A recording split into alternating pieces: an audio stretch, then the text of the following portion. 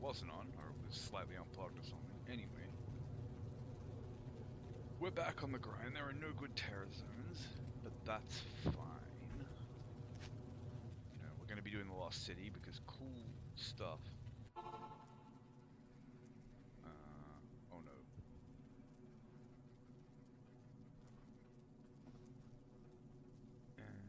Okay, yeah, alright. I thought my mic was just like randomly not working for some reason. It is a little bit old, the cable is a little bit ratty, and realistically, I should probably be thinking about replacing it, but we'll see. See, it's more the ear pad cuff things. Like I'm on my last replacement pair of them. When they get like worn out and fluffy, the things become genuinely painful to wear. Lumber, and that is okay, mid. I'm still learning the emeralds.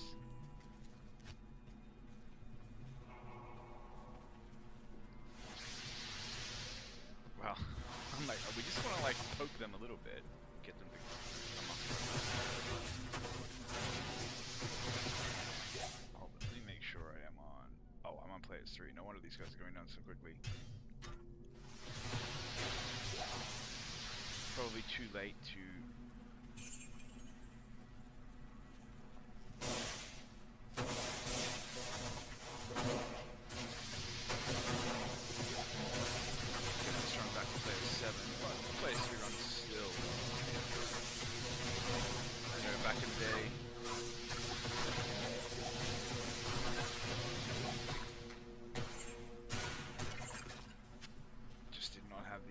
settings that Alter mess around with, and things are just way grindier, at least from experience standpoint. We used to do it in the cow level.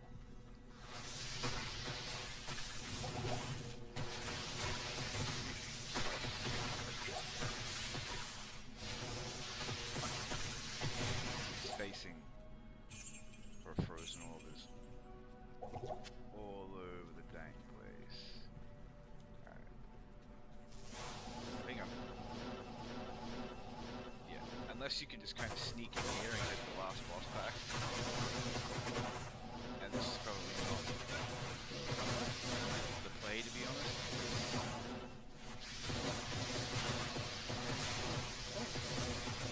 Zombies love to chunk my mercenary.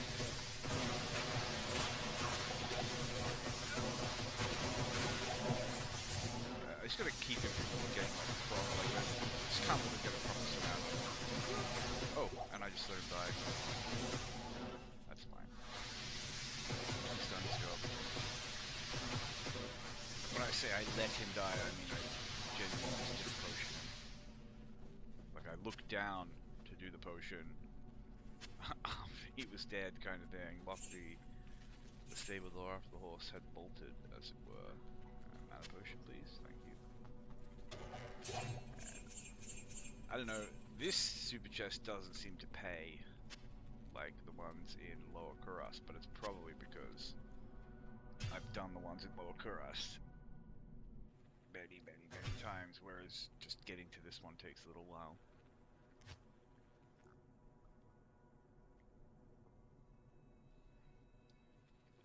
Now that I'm done. I've never actually spoken to him before. Yeah, if I get into like the gameplay groove, I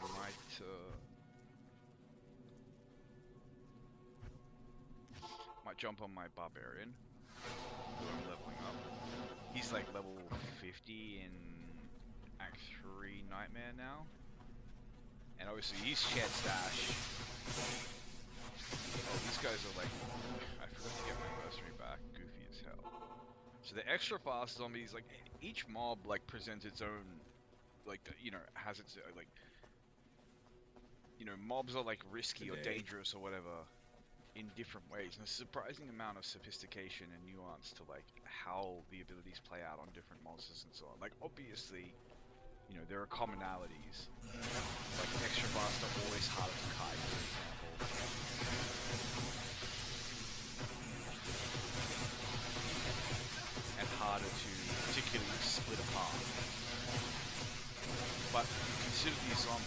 the danger of these zombies is they're kind of like what they call it, character model,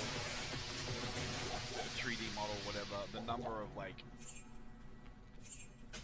let's call them tiles, that they take up is small, and a lot of them can be in melee with one person at one time. And when they're extra fast, they they surround you very quickly. And then, the next thing you're fighting like 6-7 zombies, all of them able to hit you at the same time. And that's when they're, at least looking at how my mercenary fares, that's pretty much always when they really beat my mercenary. Even amp damaged is usually okay, especially if I've got full user ID. But like, we've dealt with amp damage and conviction auras players 7 down. I do kind of have, like, I don't have MF gear on. I have MF, obviously, but I don't have, like, hard MF gear. So I don't think I could do that, like, comfortably on players 7 or 8. Let's just pop back here. Grab ourselves a potion or two, make sure I haven't missed any cool drops. I probably should like just walk into melee range with the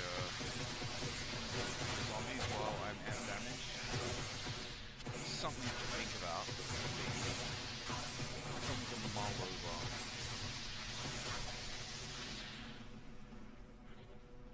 Yeah, so I've mulled it over, I've thought about it, and I don't.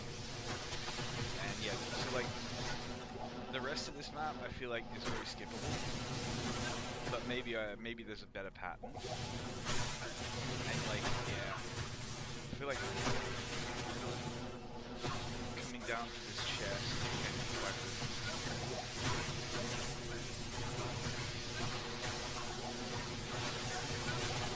particularly these skelly boys, the electric boys, like they don't do that much damage. They can definitely beat my merc up. Depending on the auras and stuff. But the real danger of them is just so many Oculus procs. If they are targeting me,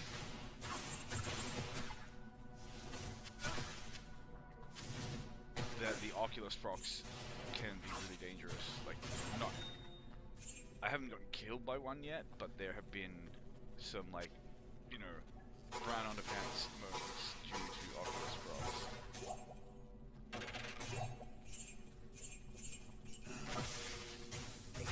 The one jerk in the thing, I hate the lone, like, the trap zombie or whatever. Like, no, the traps are cool.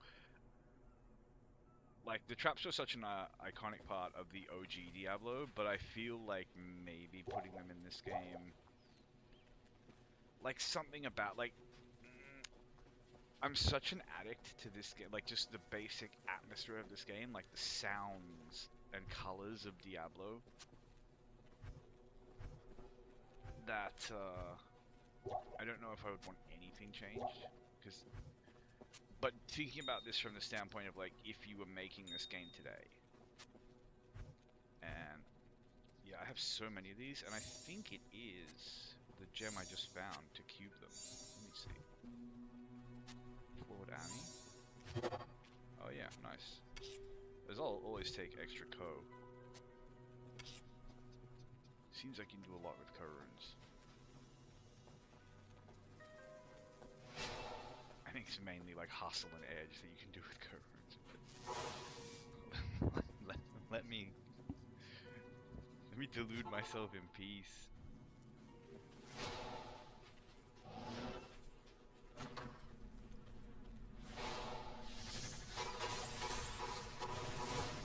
Yeah, like just little traps like that, like they're not consequential at all gameplay wise, but to me they're atmospheric. but I feel like if you were making this game now, you wouldn't waste any time working on it. You'd allocate that time to other stuff. And maybe that would make for a better game. I'm not saying that's a mistake.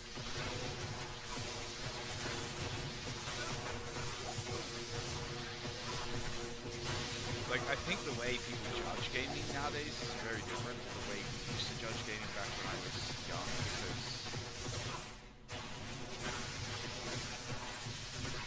like, I did not start with Diablo 2, I started with Diablo 1. And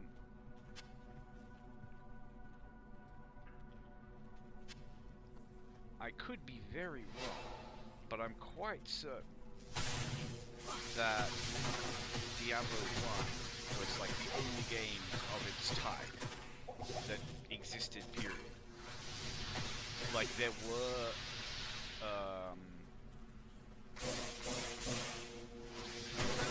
like gothic horror type action RPG style games, but I don't know if any of them have that, like, why did I stop and that isometric top-down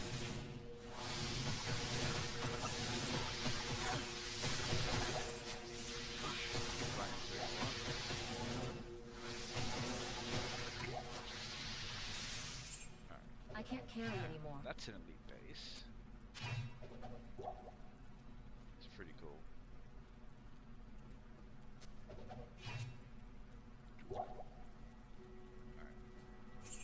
And yeah, if the boy were alive, what would have done to my boy? I'd have taken him down to that last boss fight, but you may as well reset. You grab the boy. It's like the first 3 or 4 boss packs, depending on how the map spawns, that seem to be the densest and the best. And the EXP comes in nice. Greetings. Maybe I should crank it up to players 8, because I really am. Like, I kind of put it on player 7 because I have this like FOMO thing about cool stuff that could drop, and I'm fairly certain that the loot does not change between 7 and 8. So all that's doing is making it harder to clear. Not a huge difference in terms of how much harder it is. I think it mainly makes enemies tankier at that point.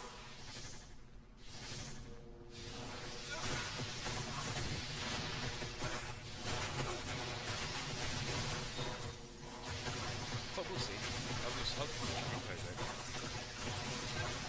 I think there's actually items that are more likely to drop as well on player 7. But I could be wrong about that. Like, because I couldn't tell you the logic of it, or like the mechanism of it. Like, I can tell you how, like, the mechanism, like why it counts as strong. But I think everyone knows that by now. See, these guys, I don't want them surrounding the light. And also, might as well just static him down there. Yeah, I'm just gonna, like, TP him back whenever he gets in close. Because even 2 or 3 of them, if they just get, like, a lucky volley of smacks, when he's down, he can just get disappeared. It sucks. Conqueror Crown. Okay, so that's the base for Crown of Ages, which... Hey, that's got to be one of the hardest items in this game to find, doesn't it? That and, like, what, Tyrael's Might. I don't know. Back in my day, I think it was like Windforce and Grandfather. And probably Arcane's Valor as well. Were like the really sought after uniques in terms of like unicorns. Like, how do you even get this thing to drop? Because you don't have Terra Zones, obviously.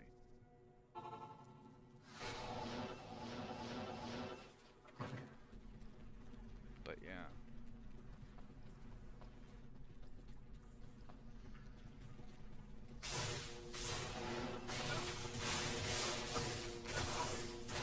Oh, freaking the poison. Oh, okay, not a crit poison. The clear speed doesn't seem to be much lower on Saturday.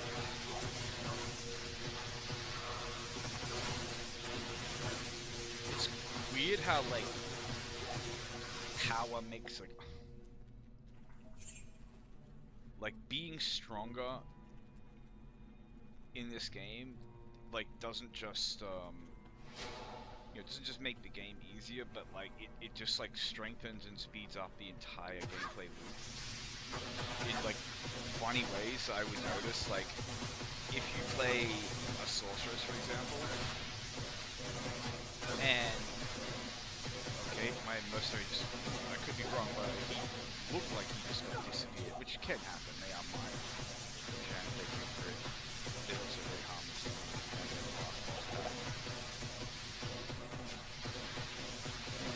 I'm actually like looking at killing here, so and that guy's in anxious place for being orbed. Oh, there's another pack of them.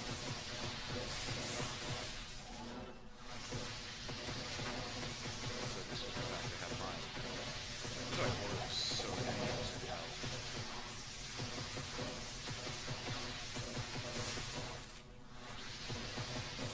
Like the radius of the aura was like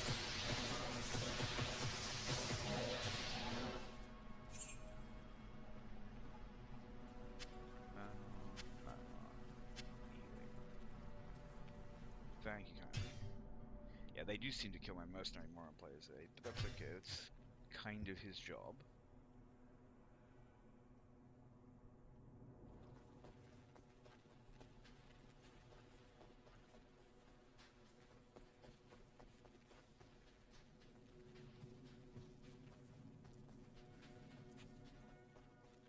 Who goes there? Raise the grub. He doesn't even say anything to you when you like kill Jury or finish the act, does he?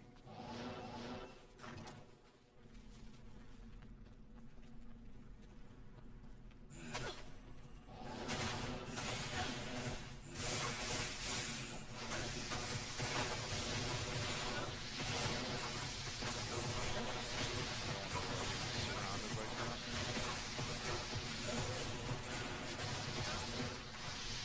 Pop him out again.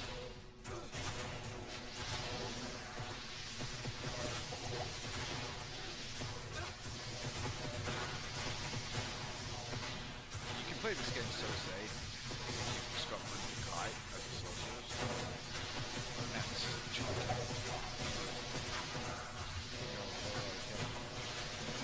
but it's safe.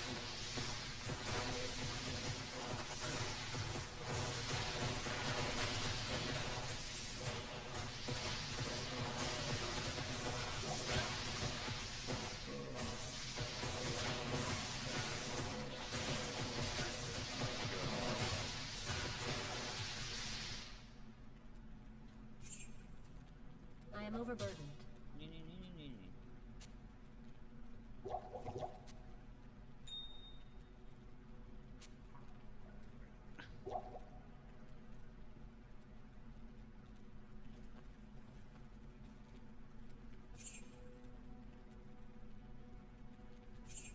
Yeah, I just want to take a look at that. I don't know if I can pick it up. Okay, that's the...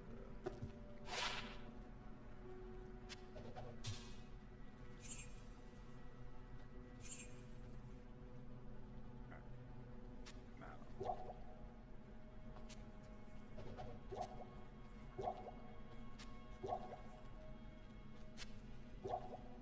hope if anyone is watching, you're also grinding. Something good. Doesn't have to be Diablo, doesn't have to be ancient tunnels. But just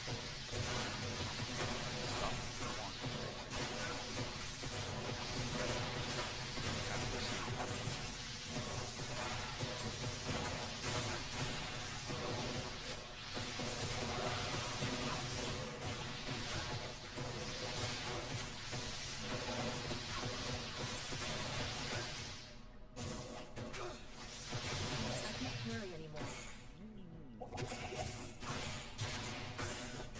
say potential spirit base, but cheap.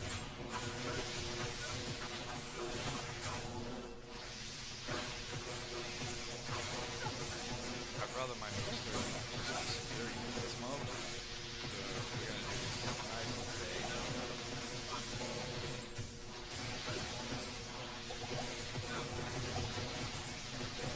This is two.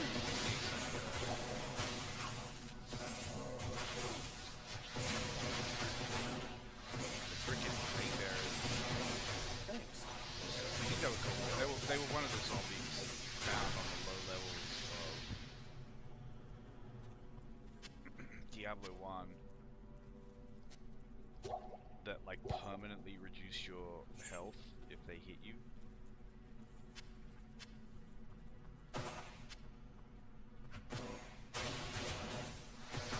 Diablo 1 was a really cool game, which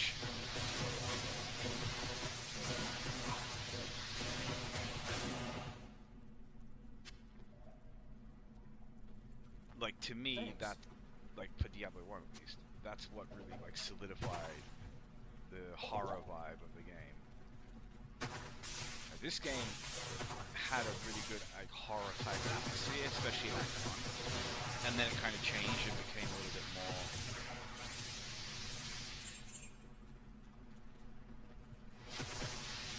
sort of like, you know, epic type dancing.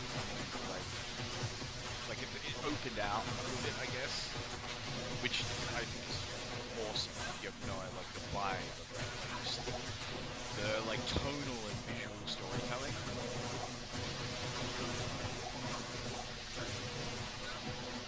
And it could be purely accidental going from, but just the, like, as I say, tonal and visual storytelling going from Diablo 1 to Diablo 2 of this idea of like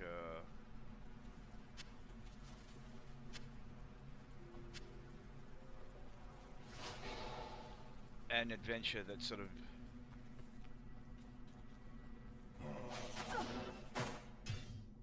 broadened and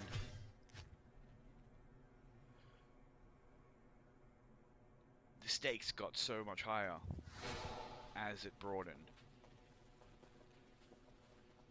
But, you know, as it broadened, it also kind of loses that, I don't know what you would call it, that kind of cozy horror vibe.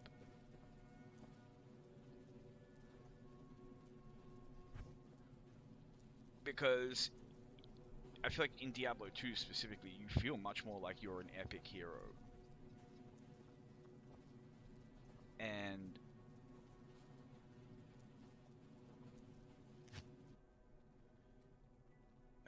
what did I say, epic?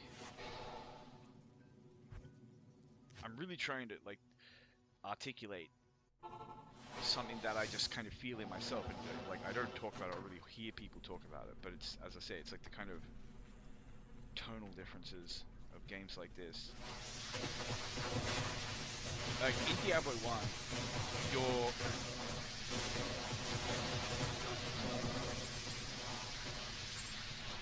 the mechanics, I guess, of gameplay are so much simpler that it makes your hero more kind of grounded. Like particularly something like the warrior, which, you know, that's probably what we all play. At least first playthroughs and everything. But even the rogue, you know, like compare the rogue to the Amazon. Like one of them just literally just shoots arrows. The other one is shooting like exploding arrows and summoning minions. And then freezing everything.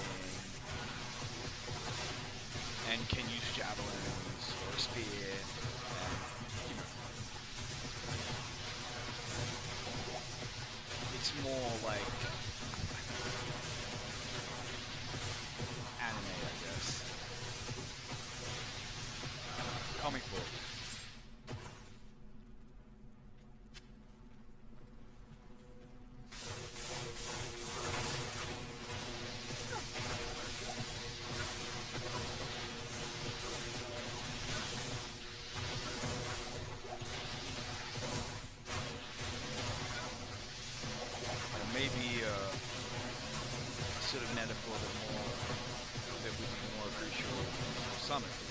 Like Diablo 1 is like a low level,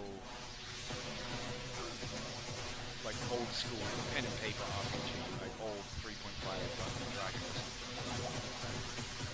where like the only thing, like yeah, the casters can get really strong despite like the low level.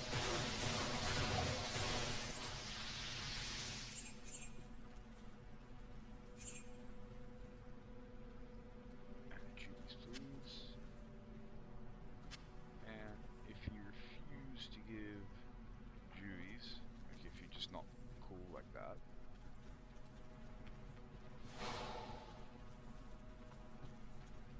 mana would be nice. Oh look, cost value. What actually spend? They're like swamp. Although maybe he was slow. I don't think I actually checked this out. This is doing the move.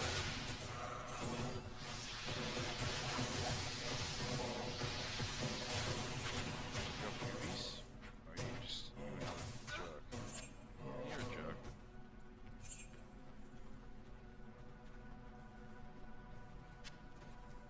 Alright. Go again.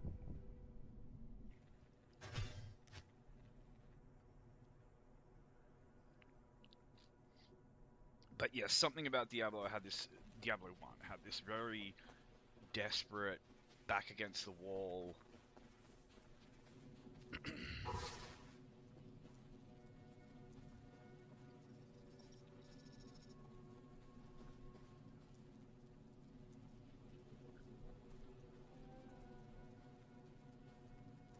Kind of bloody survival horror quality to it. And I mean, like, Diablo 1 also kind of opened out, but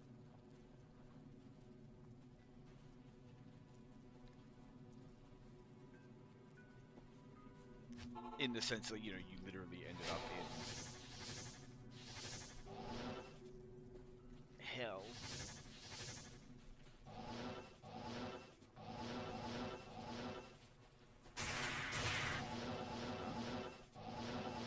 Oh, wait, I'm in... Came to the wrong place.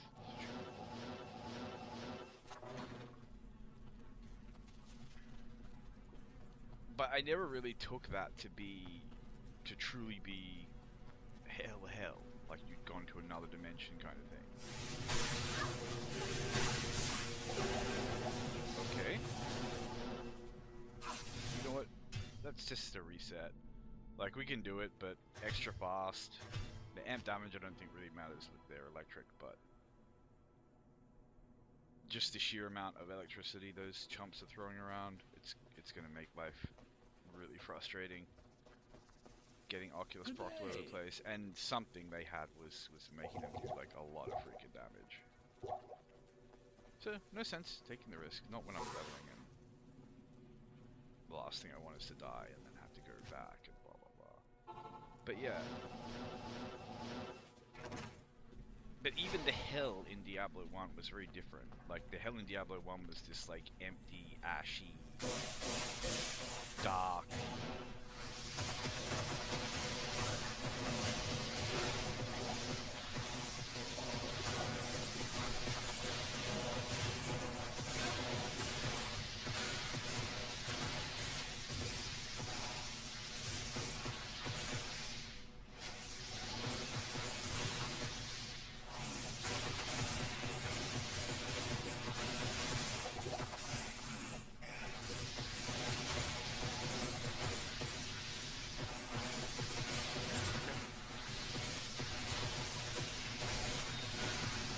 AI.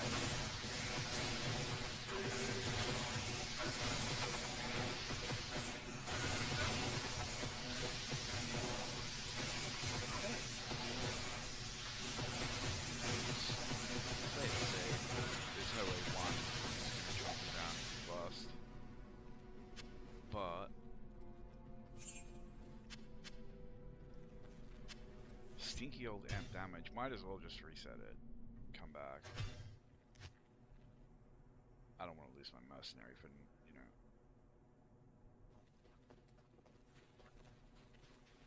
Like it, because the waypoint is so good, it barely takes longer to just get to a boss pack from like off Rift than it does to just walk to the next boss pack inside the dungeon itself. So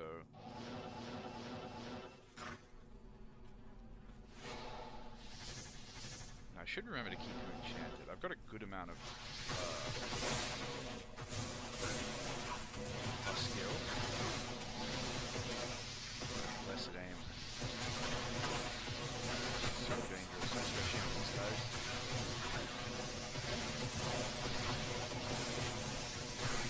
Because they're just like constantly chipping you down.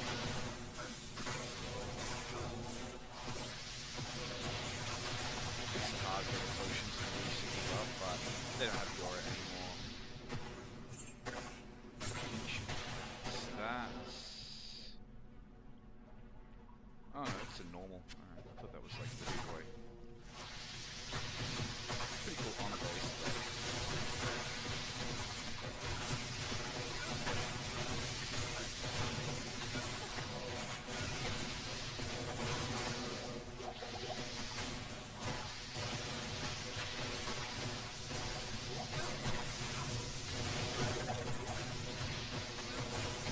This is good. You just come in with like 3 boss packs, 4 boss packs.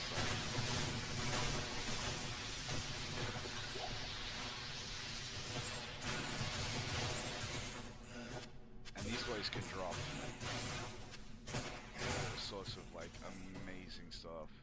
In fact, I don't think there's really anything that you can't get down here. You know, apart from like torches and stuff.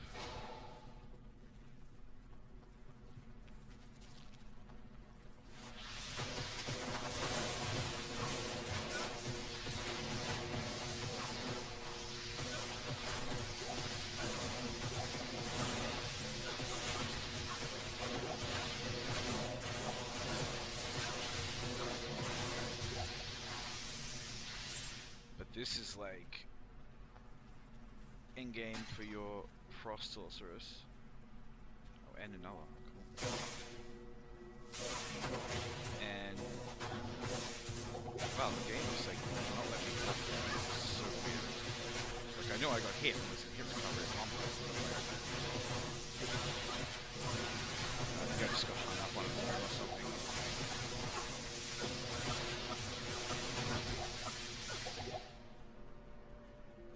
Just let myself get really beat up there, but it's fine. He was the last boss we were killing. Let's grab a little bit of gold, top up those mana potions, and off we go. Back in. Yeah, I think I've still got a decent amount of MF, even without the...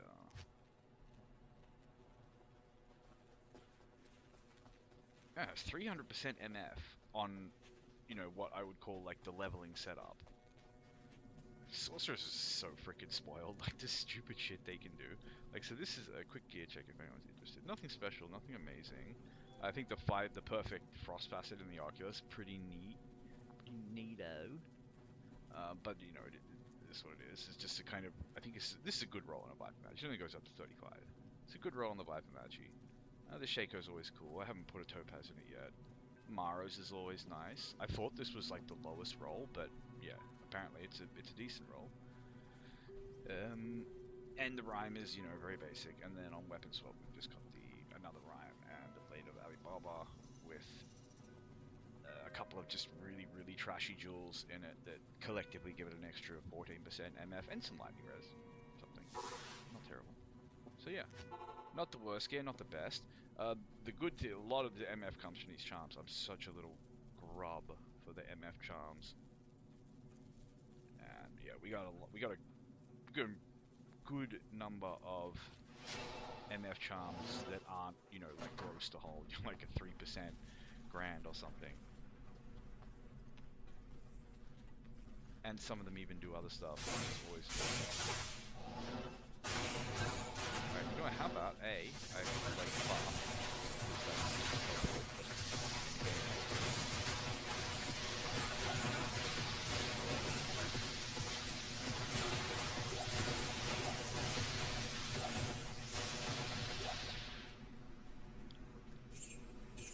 I'm really tempted to respec this sorceress.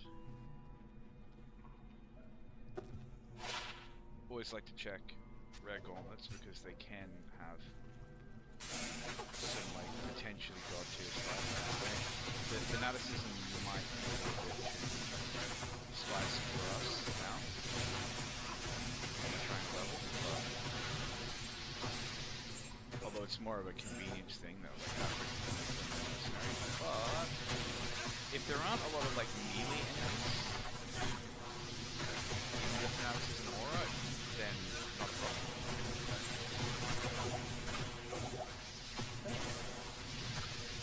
Urns make me kind of feel like super hot.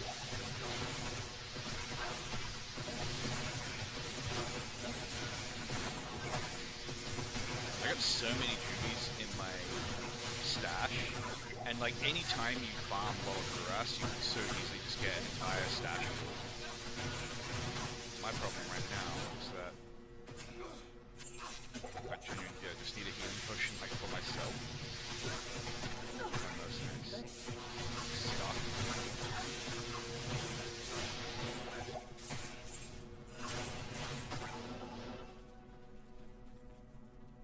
Yeah, I'll just grab a couple of healing potions here.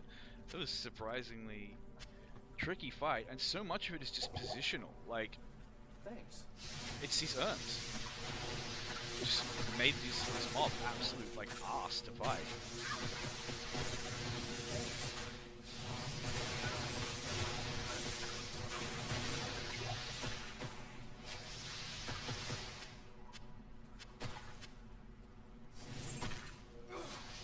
So part of it is like my mercenary just he's sparked, he doesn't know what to do.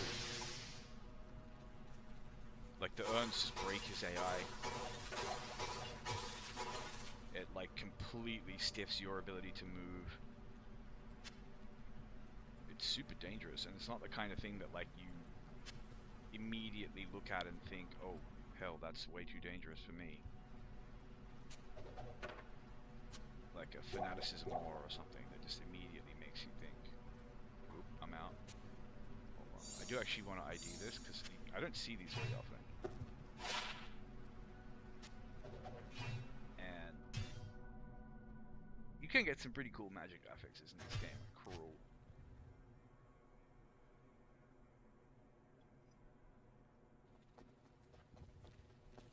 Man, we just got beaten up a little bit on that run, but that's cool. Happens. This is Players 8. Hello. Leveling in hell.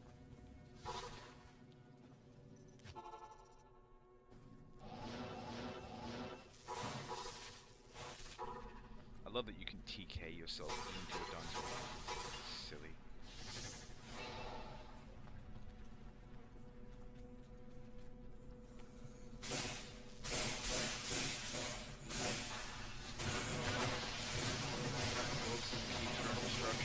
I don't know, I think Baal and Diablo are like two of the worst farms in the game. And like they're relevant, particularly Baal, now that Nightmare Zone exists. Terror Zone. It's just like, why would you do that? Like the waves don't really drop anything. The Chaos Sanctuary can be okay. Like it's really dense. It's usually a good amount of units. It's just that most builds can't go through. Like I think you really need a Hammerden to like go through it efficiently. Maybe a like nicely kitted Bone Necker or even a Summoner. But the problem is the Summoner needs a little bit of time to like just quickly go to a less difficult area and like pull some minions together. And neither Summoner nor Hammerden, unless they're wearing Enigma, which like, okay, who has Enigma? Can rapidly go past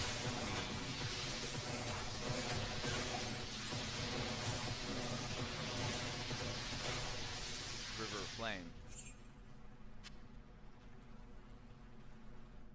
let alone like teleport straight to the seal bosses. Like, there's a world where you have a Hamadan with like you'd need to be very high level and have a very, very good setup to both have decent MF and the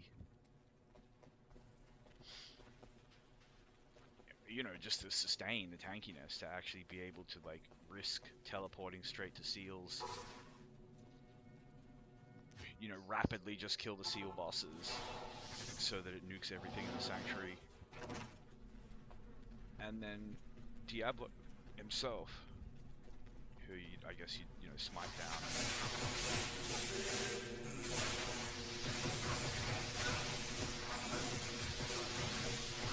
I always forget that even a freaking Hamadan, like smite, as long as you have a little bit of crushing blow, smite is just the silliest thing in the game. Like one point and a black on weapon swap for a Hamadan, and now the Hamadan is like, a boss killer on par with a sorceress. In fact, maybe better in some ways, because she can only static things down to half, whereas his, mum, can we have static at home? Actually has an edge on static in some respects. But then again, Hamadan without fanaticism, it's not going to be that fast. But there are things you can do.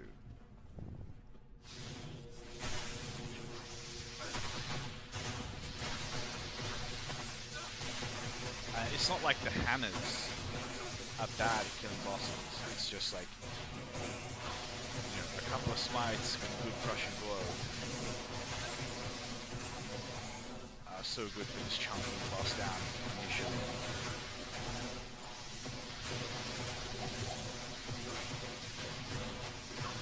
And then you start yeeting hammers at their face.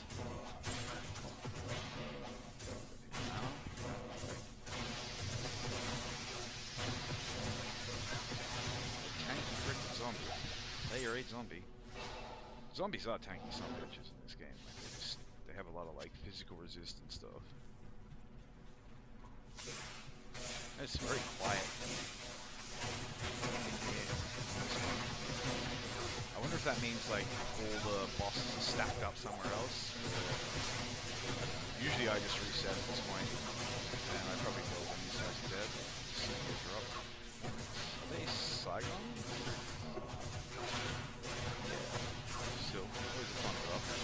See a little bit of color in an area like this, because areas like this can be very dry to MF in.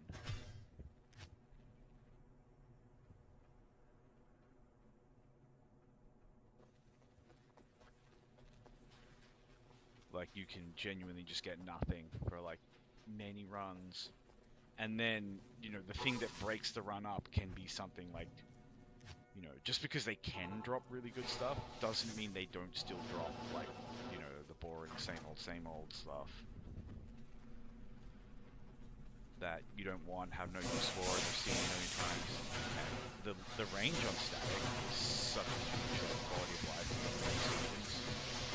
But I do think I would probably clear this faster as a Blizzard Sorceress, I guess, just because it has more synergies.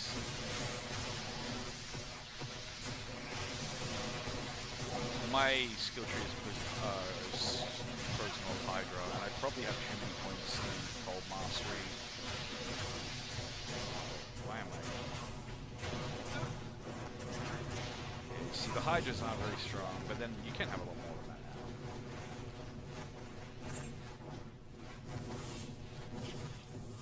Mana pod, thank you. I can't carry anymore.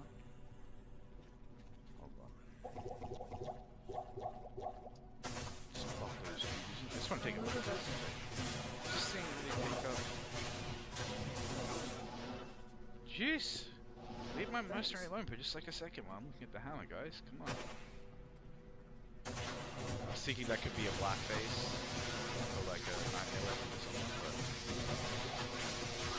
this one zombie is just an asshole. No sense of person's face.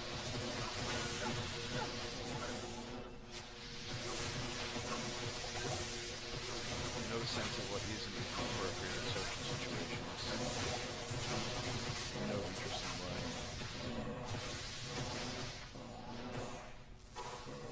Thanks. I love that you can just like TK a health pot off the ground and go through it. Like just cheeky little things that only sorcerers can do. You know, they've kind of disgustingly favored. I am overburdened. So that's the elite broadsword, yeah. Broadsword.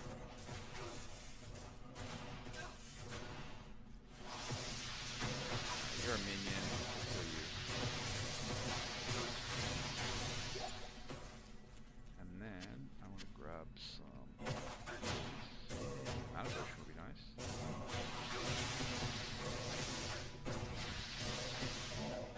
Identify this charm. Oh, okay. Hell yeah.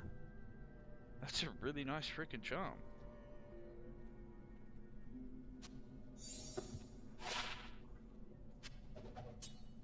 I'll take it.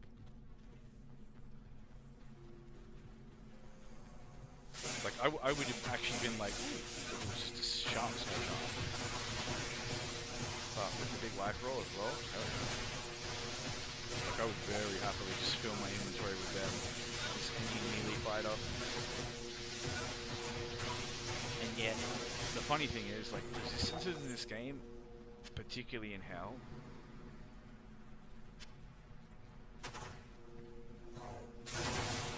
like, for so many classes, resistances are just like, you always need them and you never have them. Like, anyone that uses two-handed weapons is just kind of resistance in Hell. And it's in many ways kind of doomed to suck. Like, unless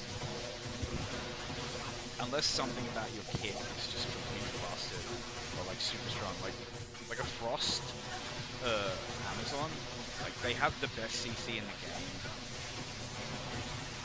They fight at range, and they have a minion. So, you know, it's a really safe build. I am overburdened. That's cool. But as far as I know, Etten Axe is not a good base. Maybe for a druid. I don't know. We'll hold on to it. It's not like my stash is overflowing with loot at the moment. Now that the I am overburdened. meth runs have slowed down. That's the lead one, isn't it? There's another boss model. Thanks. I was thinking about resetting. This book just toddles on over.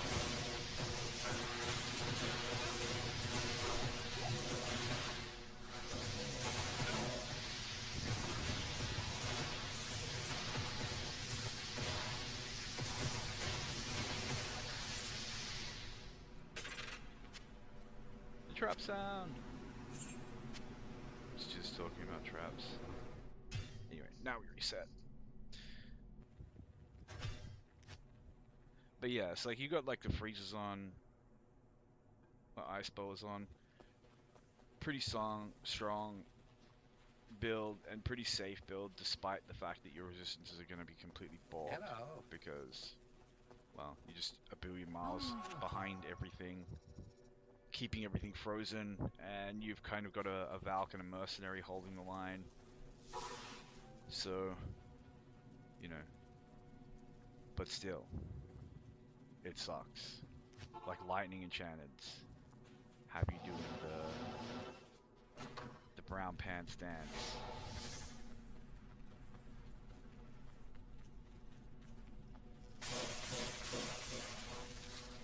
Anything like with a range attack has you just doing the brown pants dance.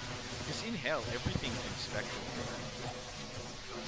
So if you're taking like an extra 60% damage from lightning and some rogue archers with lightning spectral hit, which I think is what they have, womp you, you just disappear. You go to the Shadow Realm.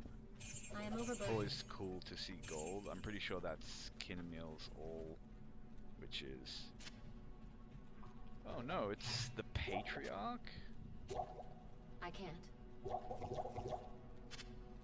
You don't see this one all the time. Like, huge ED roll for a low level, well, I say low level, level 29. You can use a Bloodletter at the same level, which is like a one-handed weapon that does comparable damage and has better affixes. But, I mean, if you upgraded that to exceptional, it's a pretty hard-hitting weapon.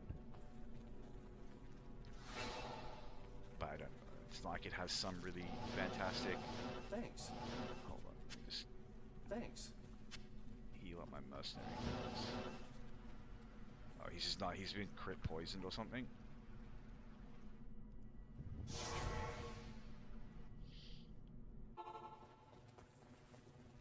Good day. Annoying. Anyway.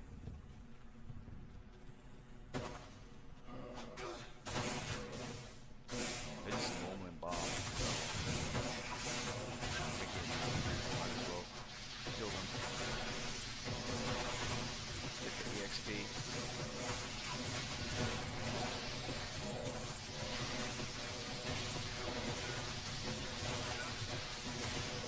The EXP here is so good, considering I'm almost level 90.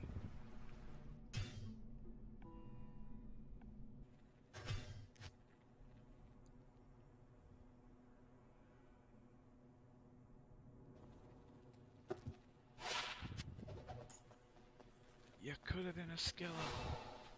You could have been a contender. You're just a bum.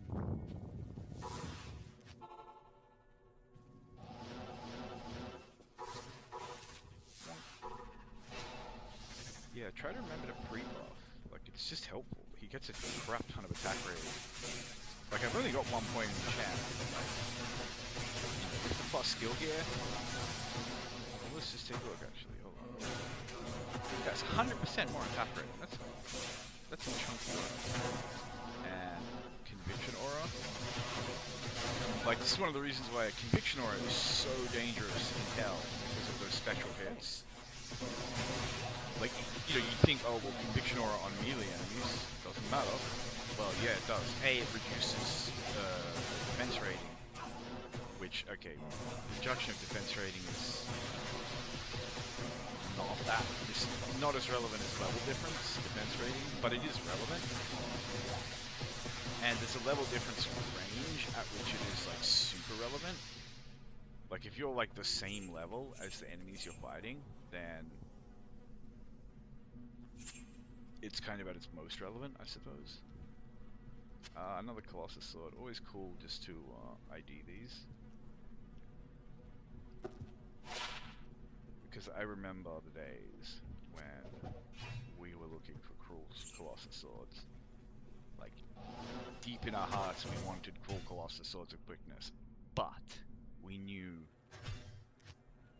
we weren't going to have them. They weren't for the likes of us. We were going to get cruel if we were very lucky.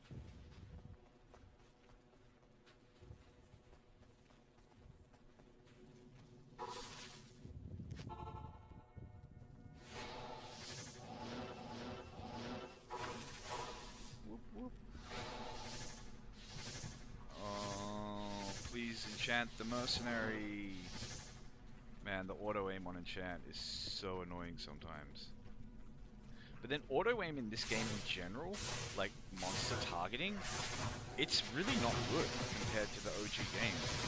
Like if you're trying to like click, like the number of times when you try to click on a monster with your mouse and you run past them or run into them, it's like, I don't know if I would try to play this game hardcore with mouse and keyboard, to be completely honest. Certainly not as a melee character. I was playing it as a caster and just had, like, even then it's quality of life because then you kind of have everything bound to right click. Like, you still want to be able to use your left click. But you just kind of can't really safely use your left click. I don't know. The keybinds in this game are kind of forked in general, and I'd have to, like, remap them completely with some kind of, like, external thing, at least from what I've looked at, to get it to the point where, like, I would feel like I'm happy to play a hardcore game without it being a session of finger twister. And the reality is, like, if my hotkeys oblige me to play finger twister, I just won't use them. I don't care. It's a video game. Like, you know, like if I want to work out, I'll go to the gym. And I understand this. Like, it sounds so silly to, like, I don't actually use the gym, but I like go jogging or something like that. But, like, you know, yeah, okay. Reaching for, like, awkward keybinds is not really a workout, but it's more than I want to do. It's not what I'm here for.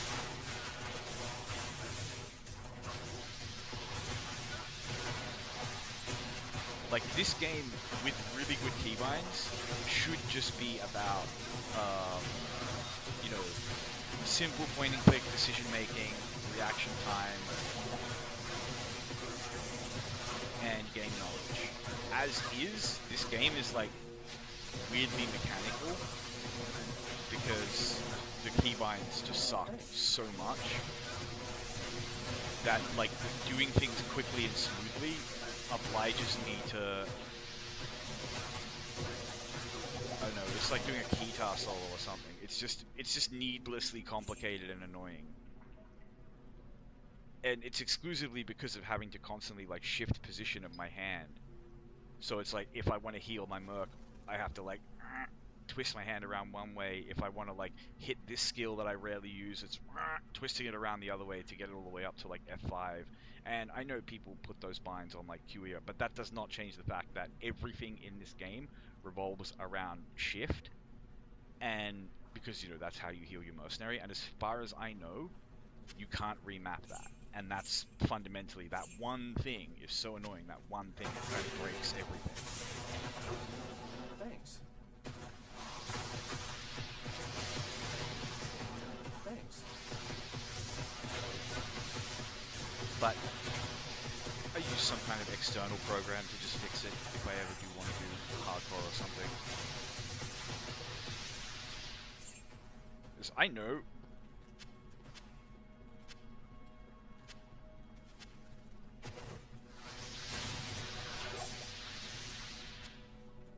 I just know how miserable it would feel to die in a hardcore challenge.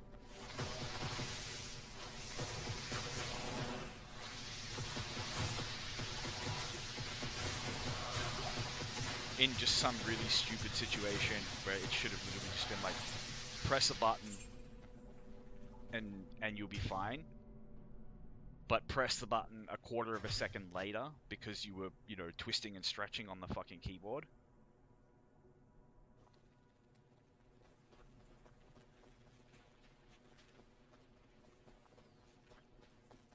And you die. There's nothing the right portion can't cure. That's pretty cool. You would want 3 sockets on it though, if you're gonna mute it to someone. And I suppose I should stash these things I found just to get them out of my inventory.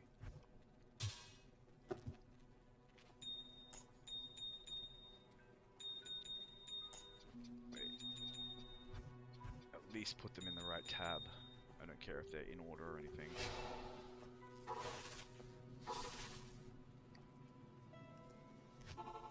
But the EXP is coming really nice. That's one of the cool things about an area like this, is like, when you're still low enough level. If that was a zombie pack, then I would be very happy to just kind of ignore them and go after a straight boss pack. We've seen how annoying those guys are with the Oculus procs. Oh, I just got crit poison.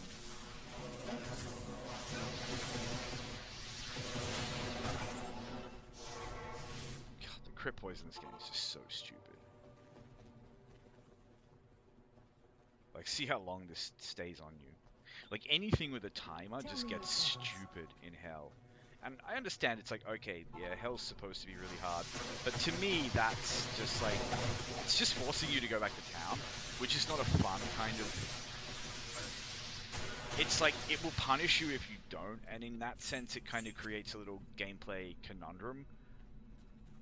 And, okay, so it's like something like being amp damaged. That I can kind of understand, because that's the kind of thing where it's like, it is actually a choice. Do I keep trying to push through, or do I go back to town?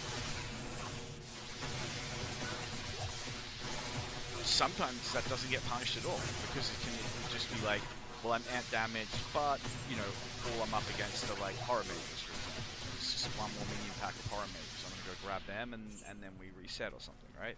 But like, when you're losing, you know, like 50 hit points a second, and will be losing 50 hit points a second for the next, like, you know, minute. Like, it's not that dangerous, because all it's forcing you to do is portal back to town. So it purely exists as an inconvenience. And in that sense, that's a kind of... Yeah, I feel like they really just missed the mark on the numbers on that. If the poison was slower and last longer, then in some ways I feel like it would be, if then it would have the same quality of like the amp damage, where it's just like a really nasty little catch-22, or it's like, do I really want to be losing just like 10 hit points a second for like this entire dungeon? You could definitely do that. You'd run through extra health pods.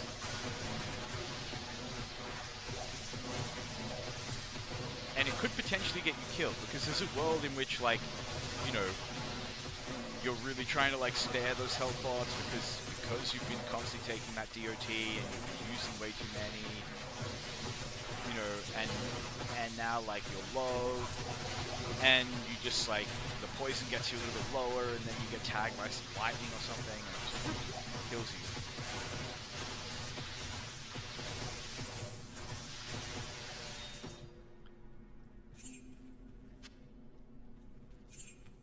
Always cool. I always wanted like a really awesome rare legend sword back in the day, just because of the name. And I don't think there is an elite unique. There's just like Doombringer, Flamebearer, and Grandfather, isn't it? And Flamebearer didn't exist back then. It was just Doombringer, Grandfather, and I always wanted those. But then it was sort of like, oh, okay, but what's the other, like... That would be good for Bulwark, if I didn't already have it.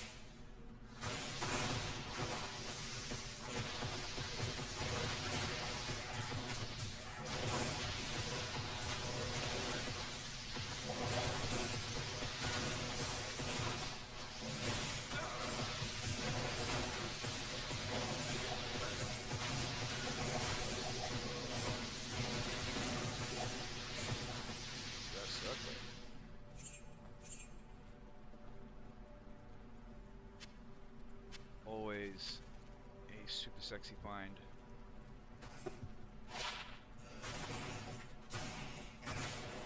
I mean, it has teleport charges. Anything with teleport charges. Like, you can just shop and teleport stuff.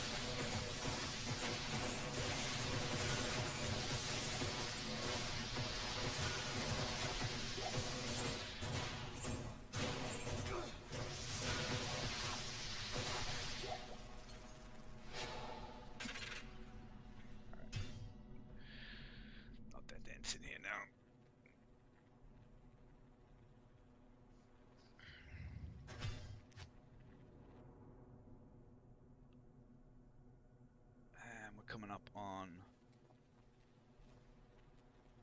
the hour mark. No drops really worth reporting. Like I said, this area can be really dry for MF.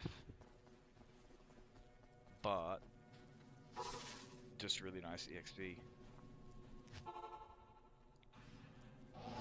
And I could be wrong. I know it certainly helps with things like gambling and the kind of affixes you can get on circles and jewelry. But does your level also just make it easier to drop very high level items?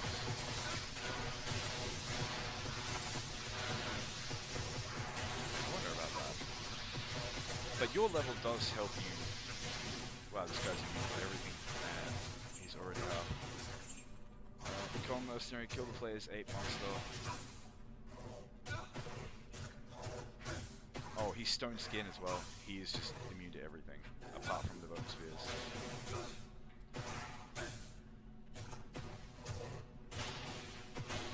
And yet, the freaking mercenary is slowly chunking him down.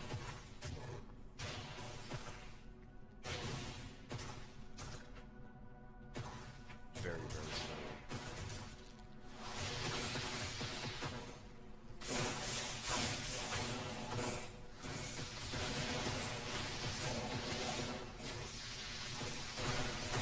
Take out this zombie back. Just head back now.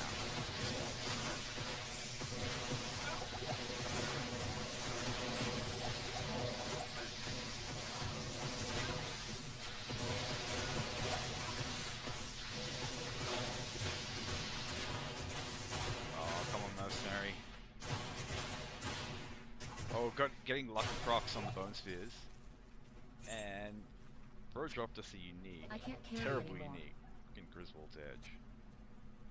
Like how Griswold's Edge was like the best in Diablo 1. I know it wasn't actually the best, but for many of us, it was like the weapon that we went through the game with, you know. And in normal, it was definitely good enough. And like I never felt like I was weak with Griswold's Edge. But in OG Diablo, I think knockback was a way better affix than it is here.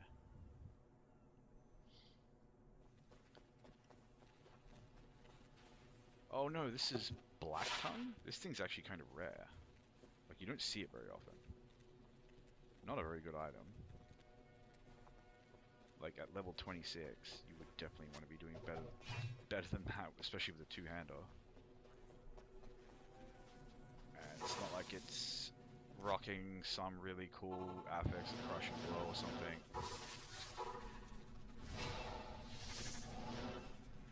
But still a cool drop, and that could have been my Doombringer.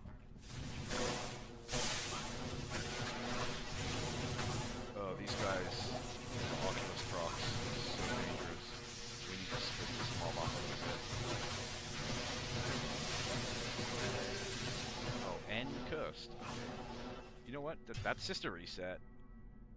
Doesn't matter. It's fine.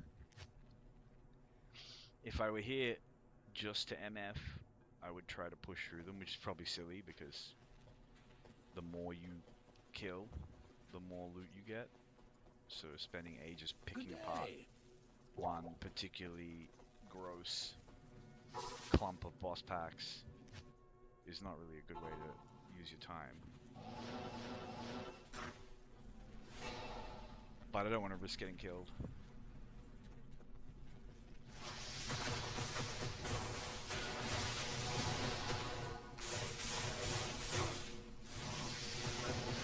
Thanks. Oh, okay, we've got...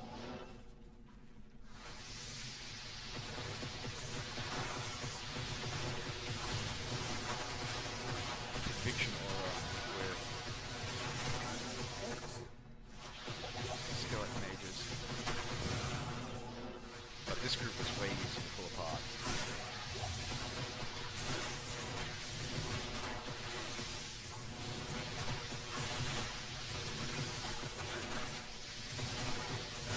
Oh, and mage champion as well. These ancient tunnels can be so dense. And yet, it can be so,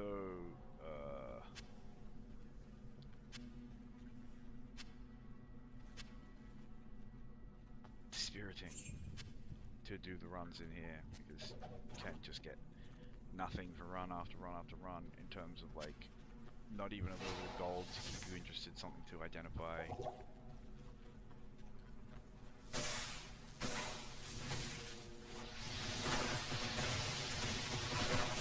Lower Kuras can be a little bit like that way, but like the individual runs in Lower Kuras go by so quick.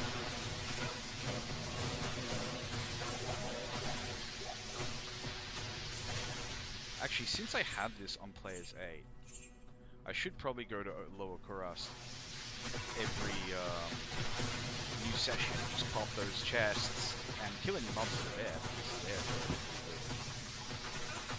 the experience as well. If they're good mobs to kill, obviously. Because my chest is so close to the waypoint in Lower Kuras.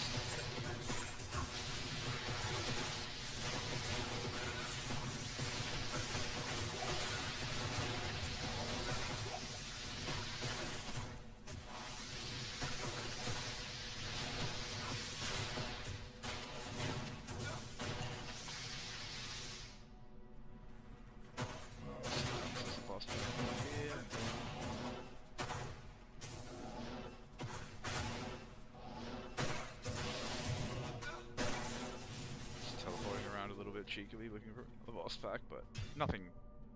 I mean, I'm sure I could find one, but if I keep going around, especially if I go to the chest in the corner, but it's not worth the time. Getting this level quick. Once I've got this level, I'll probably go back to Mephisto. It's for a little while. There isn't a whole lot for Mephisto to drop for me. Like there are things. Like of course he could drop an Arcanes with the +2 roll. He could drop. Can he drop Volcathos? Oh, see, this is one of the problems if I'm switching. Is like just getting these chests done in like an efficient way. It's one of those annoying finger twister things. Oh, that's right, yeah. So then, back to the waypoint. Lost City. I don't know, is that worth doing?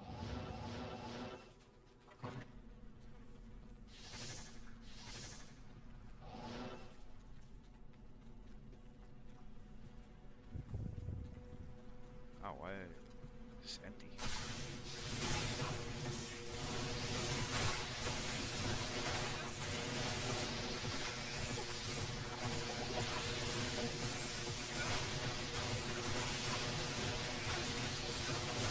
I thought these guys might be really dangerous. They are dangerous.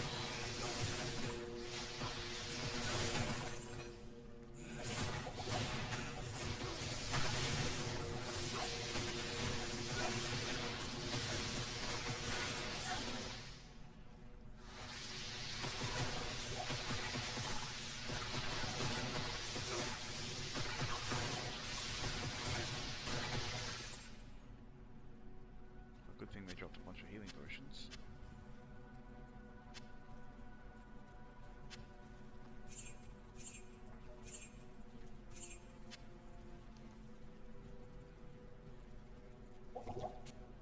Thanks.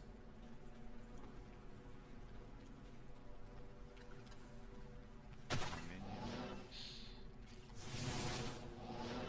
Yeah, I'm not gonna dodge past those guys. They're so annoying with the Oculus procs to like just look for minion groups. If that place is weirdly empty, then that's fine. We just reload.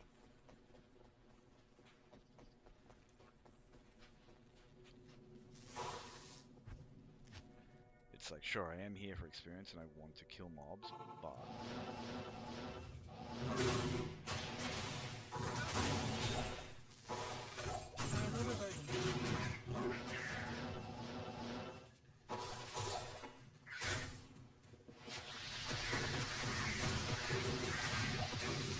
might as well kill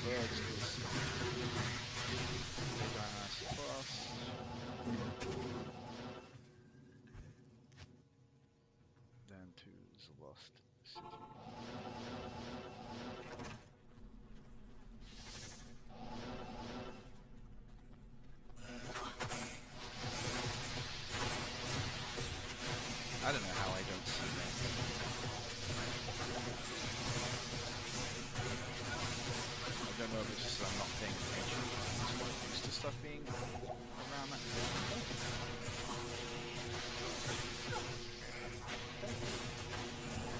Fucking poison, man. I just explained why I think it's one of the game's few mistakes.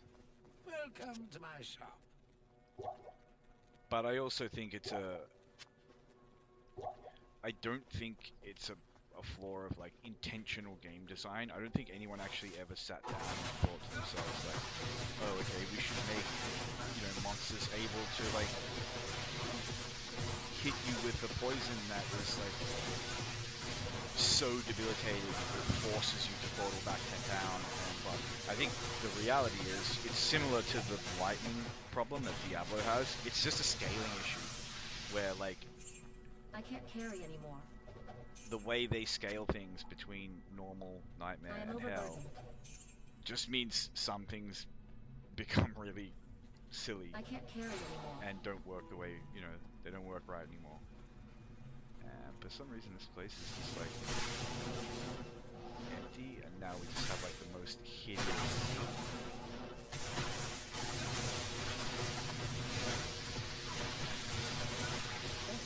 storm, but these guys, the extra fast mages can sometimes really chunk the mercenaries, but other times, I think it also depends on what other epic stuff they have. This joke's pretty cold.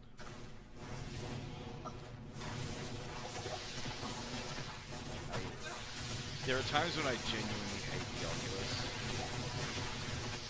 but it's like, I don't know. I can't carry anymore. Like, it's obviously meant to be a quality of life debuff, but at the same time, I also can't say that, like, it has never saved my life. It has legitimately saved my life. Like, it's 50-50. It's a roll of the dice. Sometimes it won't, like, Carry anymore. wow, I'm trying to pick that up. I know. I'm trying to pick up mana pots, and I can't because the game put a Judy in my belt I can't carry. because it was being helpful. He's actually anti-helpful, but it is what it is. But yeah, the crit poison is one of the few things I'd change in this game because it never gets you killed. All it does is force you to go back to town, which is just like,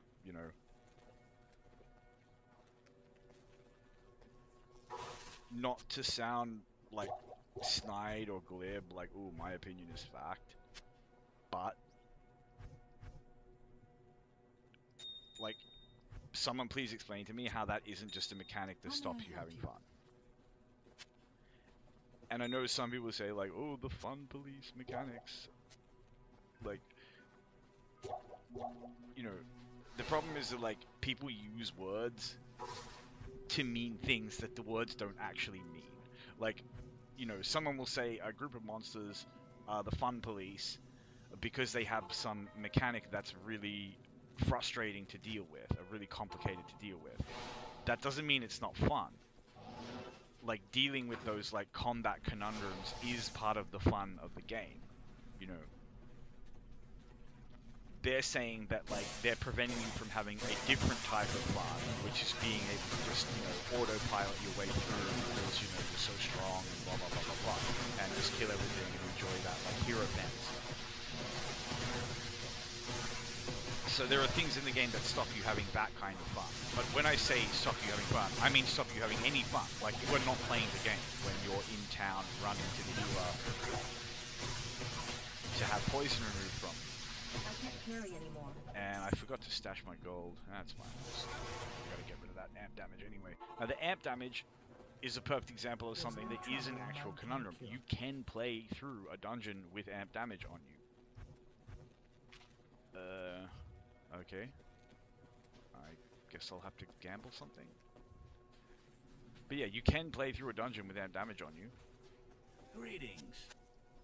And there are boss mobs and mobs that are very dangerous when you're amp damaged, and there are mobs that aren't any more dangerous when you're amp damaged. So it can be a strategic decision to push on with amp damage, but then it's like, well, a group of like already fast, extra fast enemies could be around the corner that are just going to, like, I don't know, run up and whomp your mercenary as a best case scenario. So you're going to take that risk to not have to go back to town. But the poison is so crushingly debilitating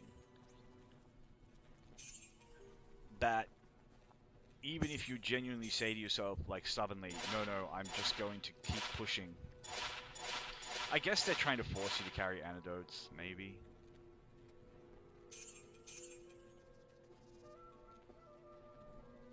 That's a pretty nice amulet at level 27. Big chunk of life, +1 to skills.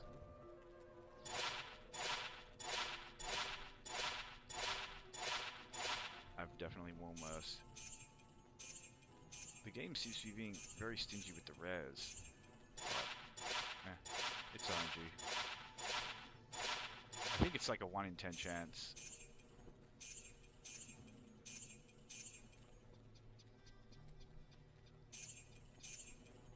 I would like to see another rare before I stop.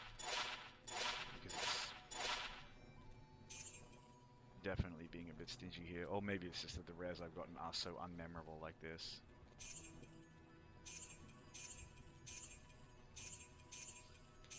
Doesn't matter. I don't have to worry about not being able to pick up gold now, which is, like, I mean, why am I picking up gold anyway if not to gamble it? But, I don't know. Gambling in this game, I think I get, in the original Diablo 2, it was a much more reliable pity system. In this game, yeah, technically it is a pity system in the sense that, like, just play the game enough, you're guaranteed to get gold, which means you're guaranteed to get gambles. And if you play that slot machine enough, and always gamble for the thing you want, then yeah, in theory,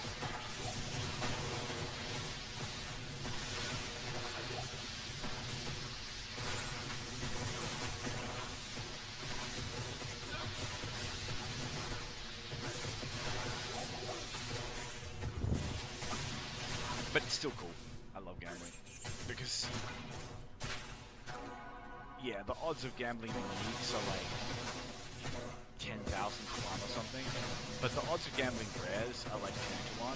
And when you get high enough character level, like, good rares just come. Particularly, like, I was going to say particularly on jewelry. Not so much with weapons, but even then, it's like I've found good rare weapons playing the game. Nothing that really competes with, like, even some fairly mid kind of rewards, like entry level, well, not entry level. Definitely better than things like Black and Honor.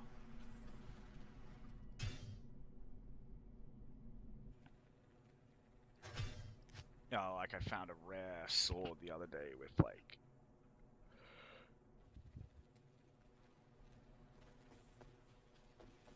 like 300% ED and some other decent mods, like reduced requirements, always good on an elite base, and things like that.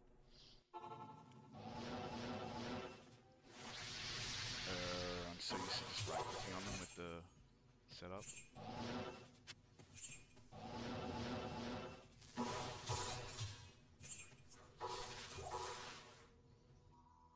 And yeah, just doing the super chests. I don't know why I reset there, like I'm gonna do the super chest again and I did go back to the waypoint, but Ancient Tunnels. I should just grind Ancient Tunnels now, at least until I get that level.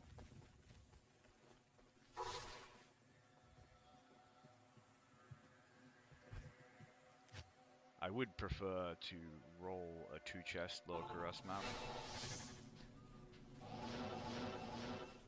Just something about having... or 2 campfire, I mean. Something about having 2 campfires. It just keeps me grinding it more. Like, I don't think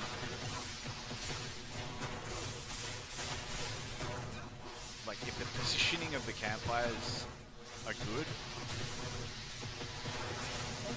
I don't think having one is really any worse, because even if the positioning of two is really good and it's a quick teleport, it doesn't take that much longer to just save and exit. But I guess save and exit, walk back to the waypoint. It's probably definitely way better to have two. It is what it is. I also tend to get sidetracked more on maps where there's two. A little bit of color in the drops there, always nice to see. They're just erratas or something, and obviously the Ort runes, nothing, but still cool to see. And another tube, yeah, nice. So these are, yeah, oh, Arctics. I mean, it's level 2 gauntlets with IAS, like at level 2. That's freaking awesome.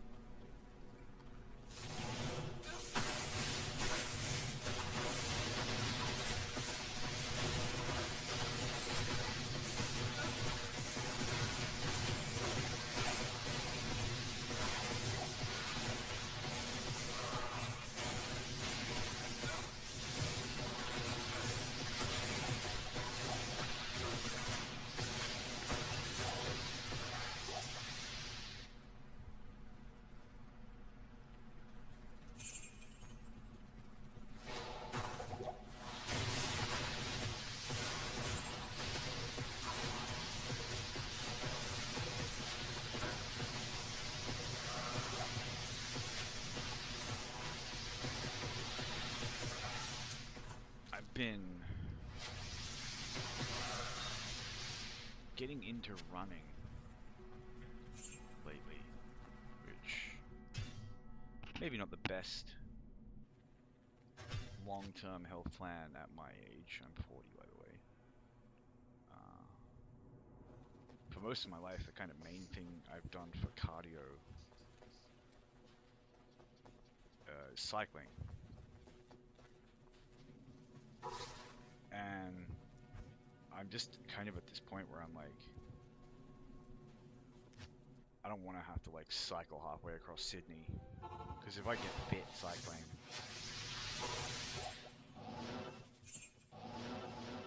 you know, you gotta go a long way, or have a good track near you or something to like really get a good ride in. And you spend a lot of time on roads. So the time you go out really matters.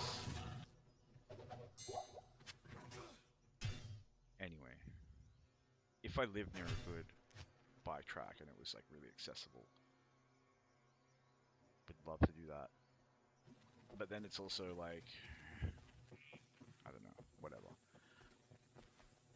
Running is attractive to me because you just need yourself, and like you don't even need that much space to do it. Like in theory, you can just run back and forth in your own driveway or something, but you know,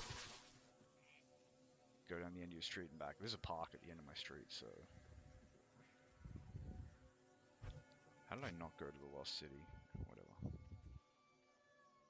Things get messy when I start introducing too much complexity. You should just do Lost City, Lost City, Lost City.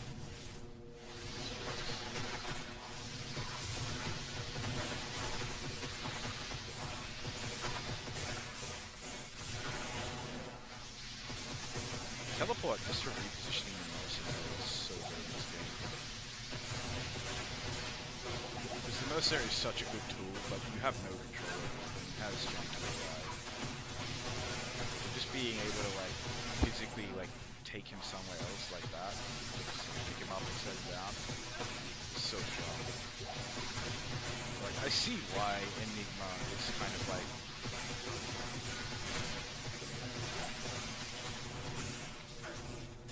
universally desired.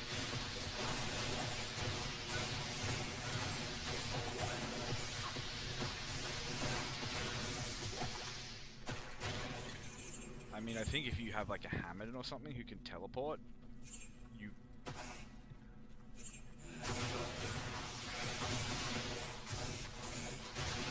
kind of make the sorceress irrelevant. But then, like, I don't know, for pure farming,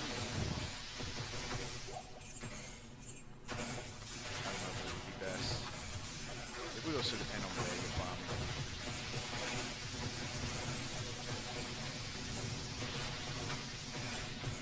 Like for something like cows,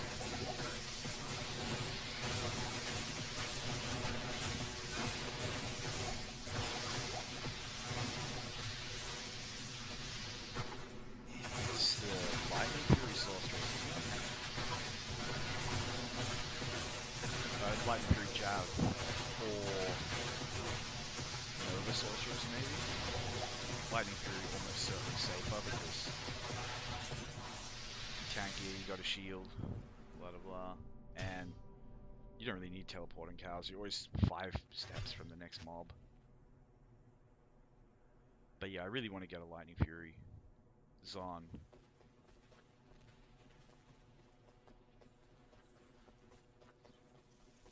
Try some like high player cow farms. Hello.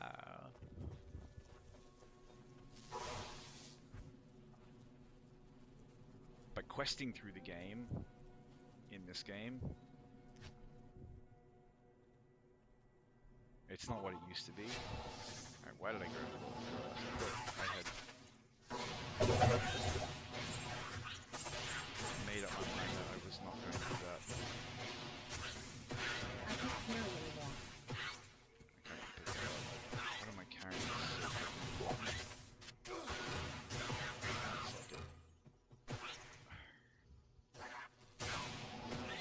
What is this chat thing that just randomly pops up? It's from OBS, I know, but...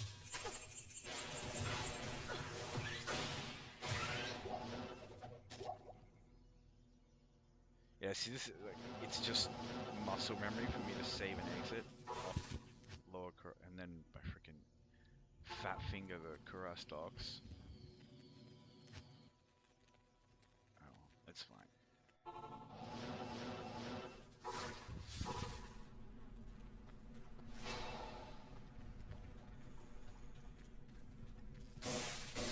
Time goes slow when grinding the ancient tunnels. I was looking at expecting to be like, oh okay, it's coming up on the 2-hour mark.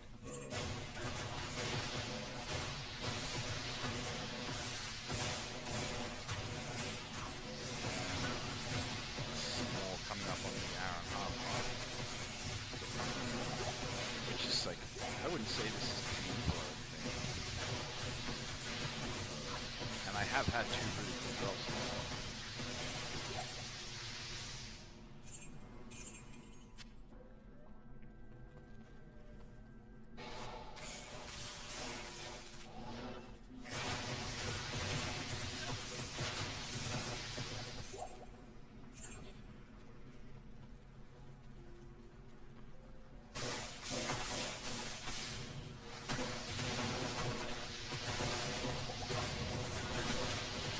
Like this sort of poison.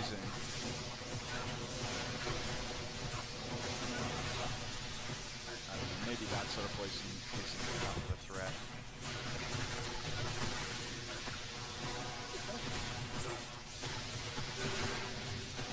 That might be.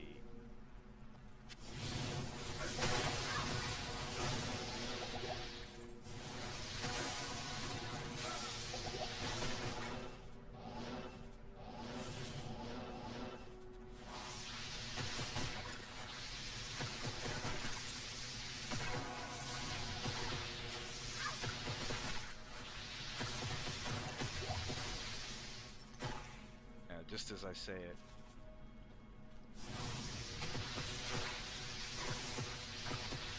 My mercenary gets popped like a water balloon. It's just a couple of annoying grubs, like just existing, so I can't just freely pick up the loot. It's so annoying.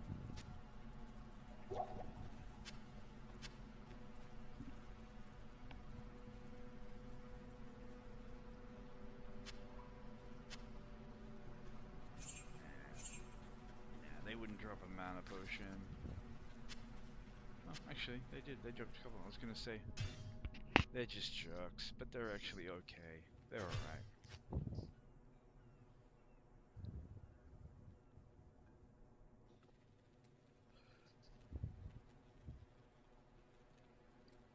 cool claws, but the plus is bunk. It's +2 to all skills. Well, not all skills, but 5 skills. All res 14. It's a cool amulet for the level, but... And I do want to make a pure fire sorceress Good now that day. I got a Sunder Charm and Good day. like really cool Ormus robes for a fire sog. But I've been thinking like, how do I actually... Good day. Like without Viper Magi, where do you get your resistances?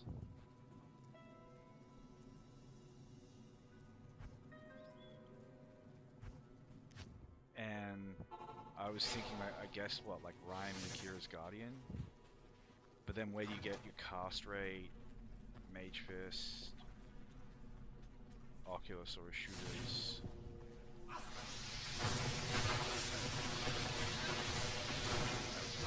I'd have to actually look at those. But even if it's not like optimized with cast rate breakpoints and so on, I still think it's cool.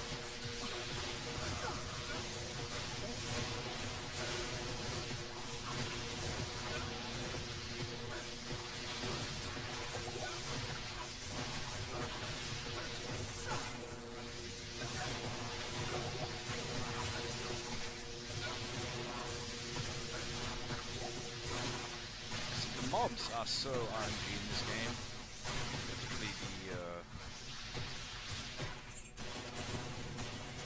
the champion mobs. Don't be a jerk. I'd like to. Just killed him first. Oh well.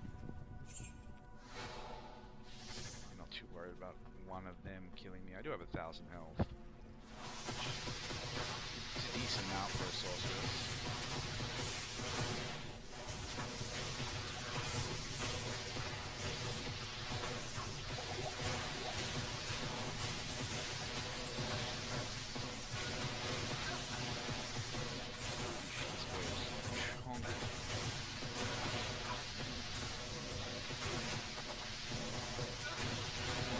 Static him. I gotta remember to static him first.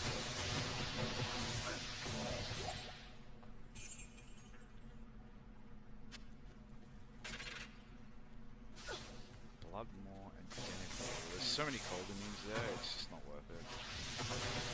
And there's only one boss back in Denethor. There's a bunch on the Bloodmore, but...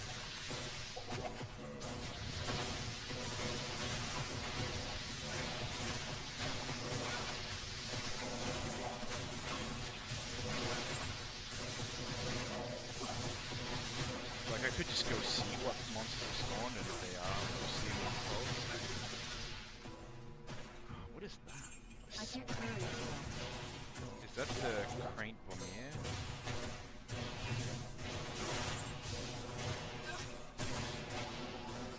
Yeah, it's Craint Bombier. Which has really good affixes. It can go up to 200% ED with 50. Faster run walk, slows target, minus defense, and even a little bit of physical damage reduced.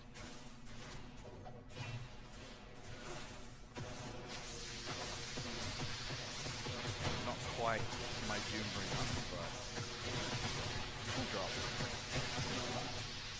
That's one of those items that, like, you know, if the cube recipe for upgrading things to elite. Oh, hold on a second. My phone is beeping at me.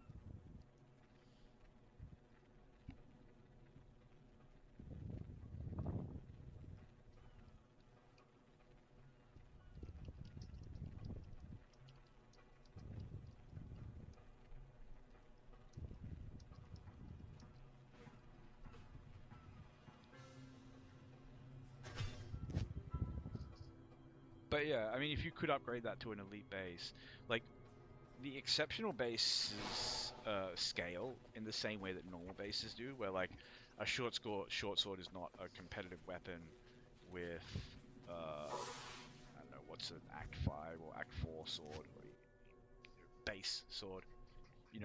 Like the broadsword or the war sword. The war sword, I think it's called. It's the highest one-hander.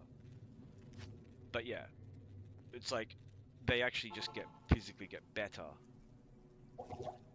Physically get better. They just get better. They get numerically superior. But the damage and everything balances out at the elite level. So at the elite level,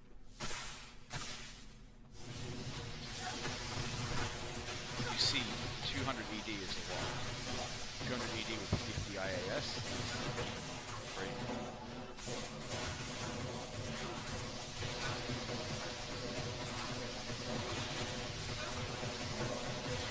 But obviously, given the rarity of the rune that you need, I think it's what, a pull and something else? I am overburdened. That's a cool drop. So Tarasha's. It's one of those things that like they can just drop like candy sometimes. You can end up with like 5 of them. And it's a really good mercenary helm though. Like big chunk to life, all res, and big leech. But this boy is like, just with Duriels, he is pretty much capped out on res. So might as well just go for like leech and damage reduction on the helm. But at lower level, or depending on the mercenary you're using or what other gear, like if you have a rattle cage or something.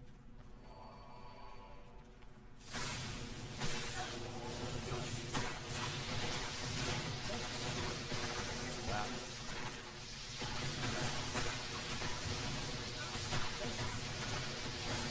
That's a lot of damage. You just kind of have to deal with it like a melee mod, keep pulling him out when he gets too weak, just surround it.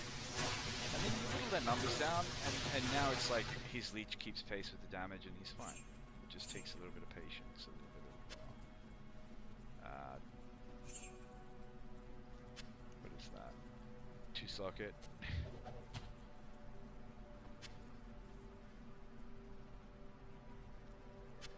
How about a healing potion, man? Thank you. Good.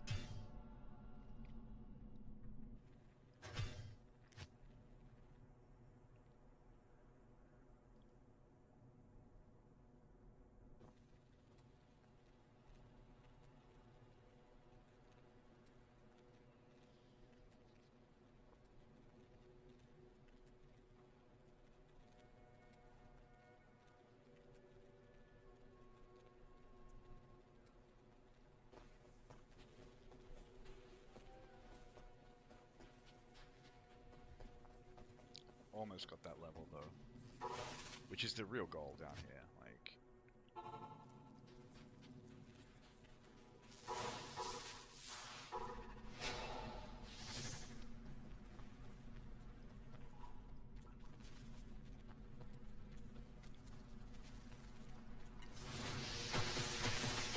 weirdly empty tunnel again.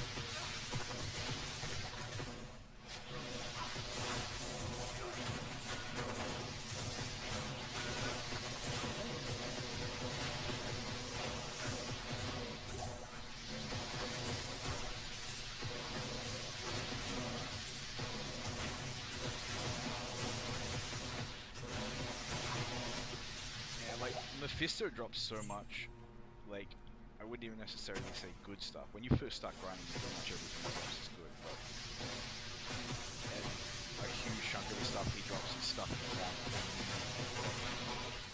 you instantly put it on and are better off.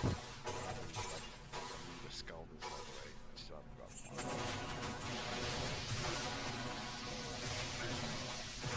We'll get it.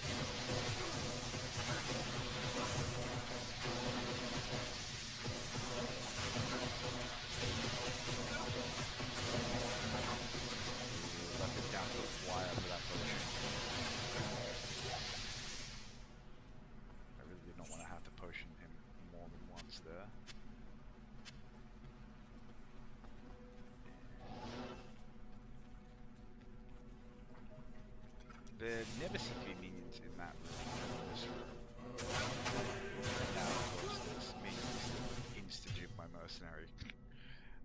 Anyway, it doesn't matter. I was gonna reset anyway, so it would have been cool to kill that one last pack, but not when they're surrounded by those skeleton boys. They just take too much space, deny you too much space. Like, you have to kill them before you move on. You can't really ignore them. And even if only 44 lightning resist, like, I don't find them Who goes like there? like lightning in this game is a funny thing because like it's the same thing. It works the same way for the enemy as it does for you, where it's like really like the minimum is always 1.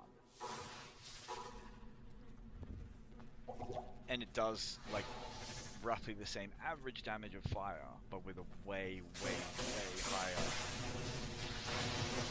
minimum and a way higher max and a way lower. So because of that way higher max, sometimes, especially when monsters are able to crit, I'm pretty sure they crit with magic jabs. Thanks. Yeah, so it can do stuff like that, which is super annoying. And potentially super dangerous. Oh, this guy's immune to everything.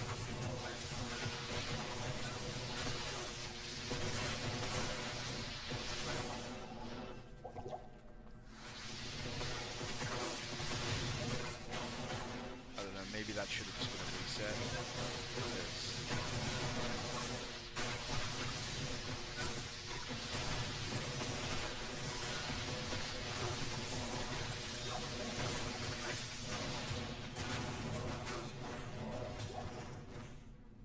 Like, I don't know, maybe I should spec out of Hydra.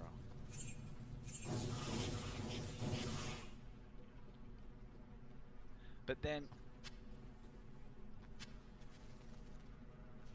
I don't know. Like I just think fire skills are kind of shit as a second choice skill. They just suck.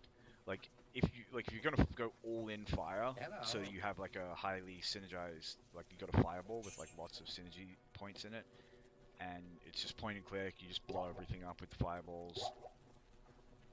Maybe drop some meteors for the DOT. Like that's when fire feels strong, but then it's also like unless you have Sunder Charms and stuff, it doesn't feel strong because like 70% of everything in Hell is either immune to fire or just has comically high fire resistance. But like there's no point speccing into lightning because you already have static, and you know the idea is that like, well, if it's fire immune you static it down. Like if it's fire and cold immune, you can still static it down. But I don't know how good that logic is. Like, none of those things will help you win a fight that wasn't already easy, if that makes sense. I guess that's the way to phrase it. Like, Hydras are just terrible. Like, it's a really badly designed skill, and it's not strong enough to make up for how bad it is, if that makes sense. Like, it's one of those things where it just does not work. There's always a fire immune. Like, in every situation where you would want to use Hydra, like, you're thinking like, oh, okay, I'm gonna spawn some Hydras on the Oblivion Knight behind the Doom Knights.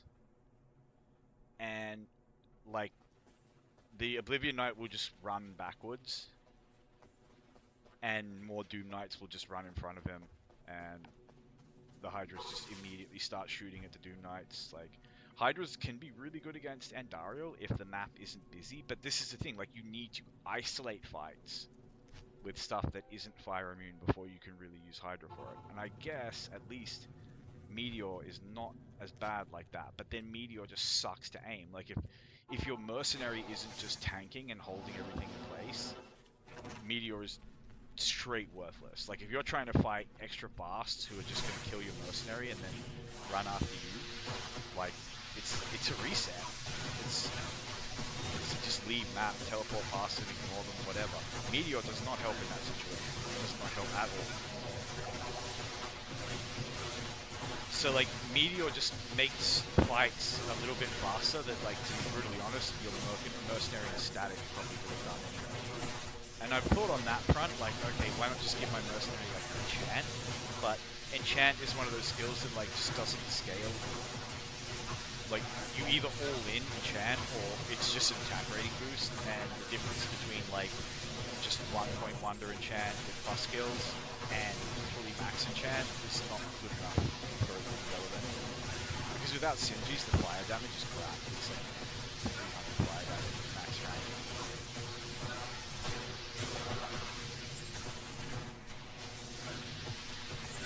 But yeah, I'm not a fan of the usability of fire skills on the sorceress. They have so much to be desired in terms of just usability. Like as I say, fireball, fine if you fully scale into it.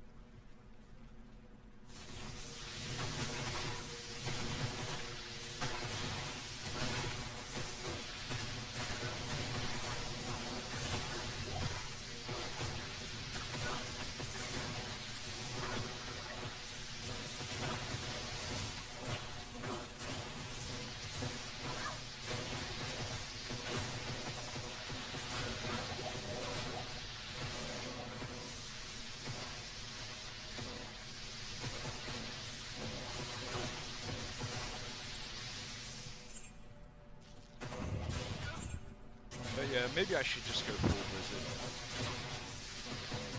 Full cold.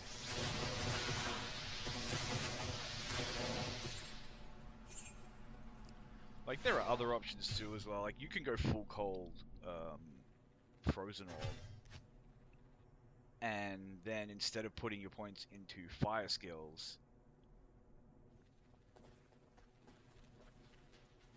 you just like stack static and energy shield.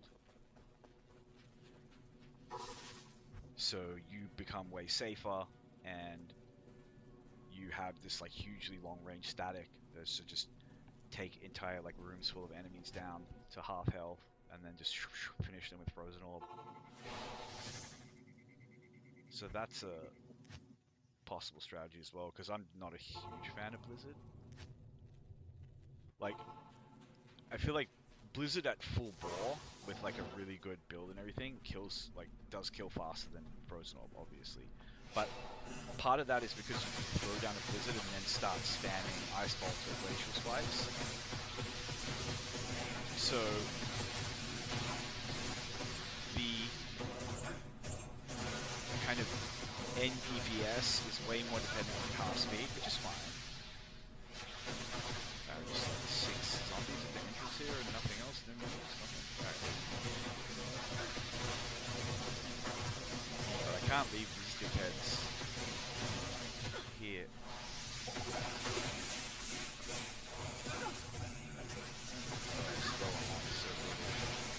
But the mercs can't do much damage.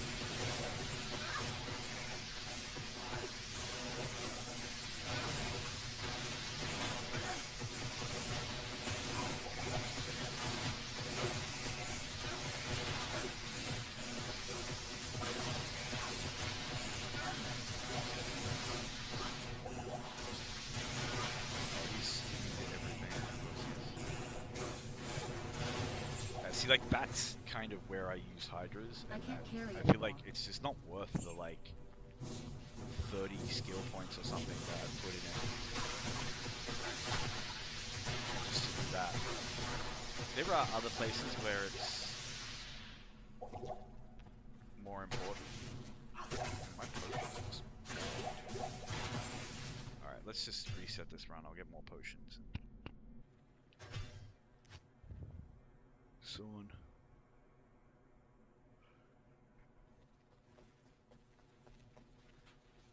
I don't know. Build wise. I feel like I'm clearing the Ancient Tunnels players 8 at like a pretty reasonably timely manner, but I do suspect that if I went, you know, full solo element, particularly Blizzard at this point,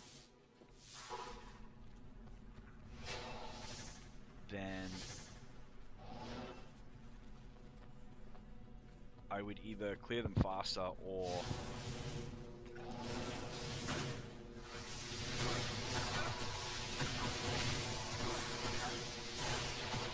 I could put more energy on. And this is a very valid place to end up.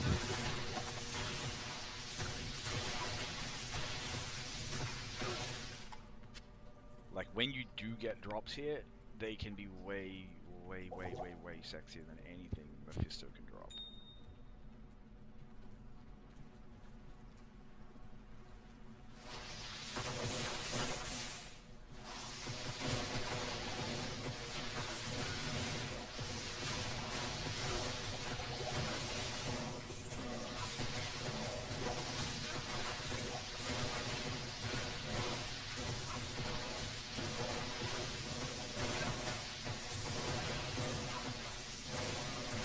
So close to that level.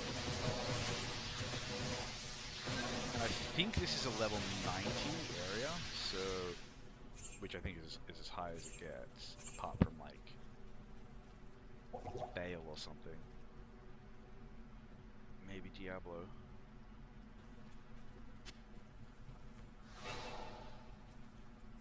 Yeah, let's just reset.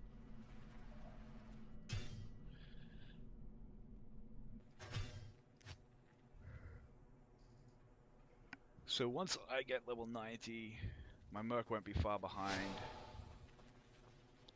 Oh, I didn't even realize I had stat points I hadn't put in. Like, at this level, stat points don't mean that much. Honestly, skill points don't seem to mean that much either. But I might go for a respec at some point.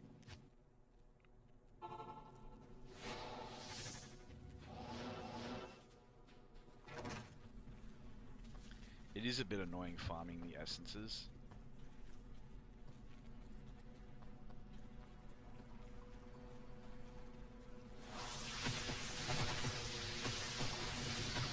Like it should generally just be like, you know, pay a Kara 100,000 gold to respec or something.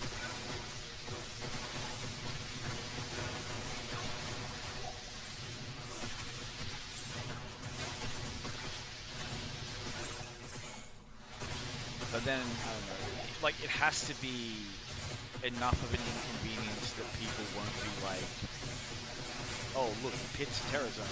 I'm gonna, you know, respec into this to go clear the pits.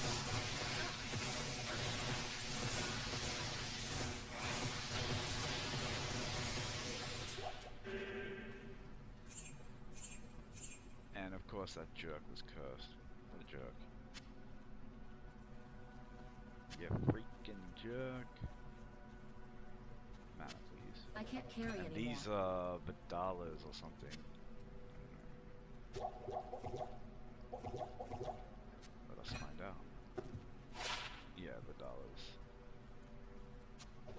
Honestly, 30 run walk on early game boots is kind of what you want. Like,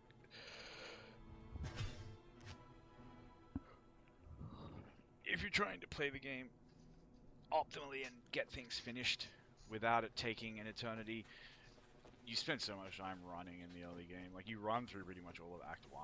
Like, you run to, like, the Stony Field. And you farm Rakanusha for a little bit. And then you run to the Countess. How may I help you? And then you farm rooms for a bit. And then you run to Andariel, basically. Like, and I forget how grindy the end of Act 1 was. Like, you know, when you're the kind of person who isn't just like metagaming and running through. Like, getting through the jails could be really kind of, there's no quests there and they just kind of suck. There are opportunities, like there could be those, you know, there are some good leveling places in jails and some really safe leveling places. Challenge, just have a bit of early game and you don't have any good stuff. Like you're really trying to speed run.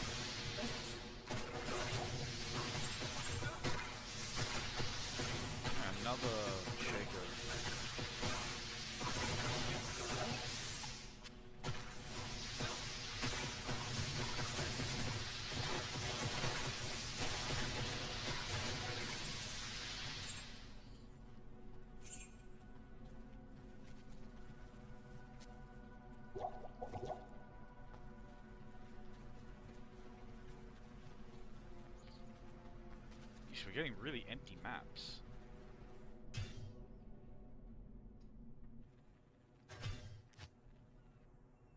But it's cool.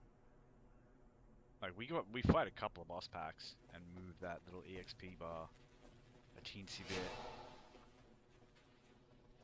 And that's all we need at this point. I do want to get this sorceress to level 99. I've never had a level 99 single player character before. I have no idea how long it takes.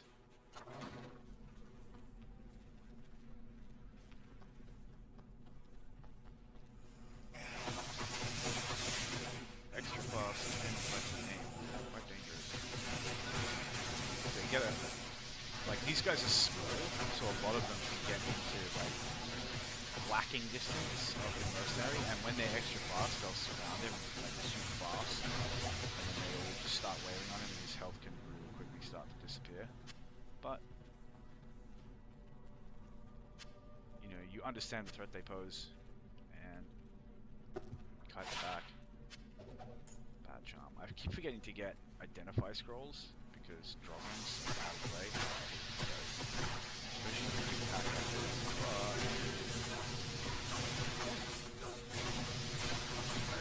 I got a lot of full duties.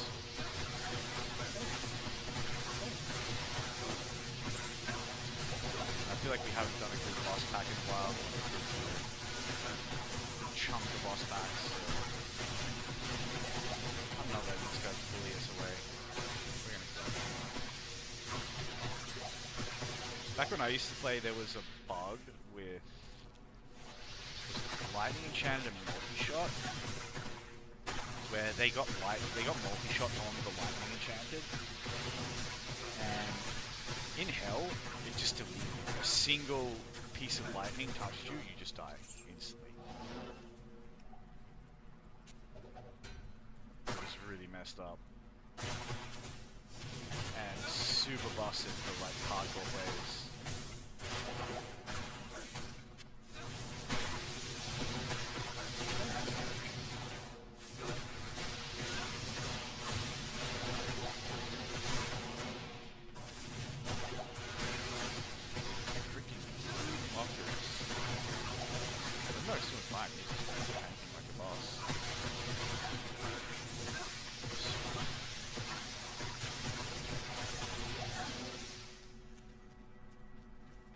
Having a bit of a rough time because of the constant Oculus procs with that guy attacking us.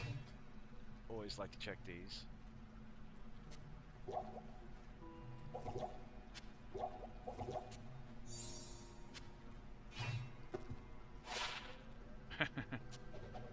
What an affix. Alright, scroll of identifying. I was kind of hoping there'd be more than one. Oh, there's two. That's enough for another run. Let's go. I'm gonna order a pizza or something. But not now. I'll take a break from the stream. Get some Pepsi. The stream.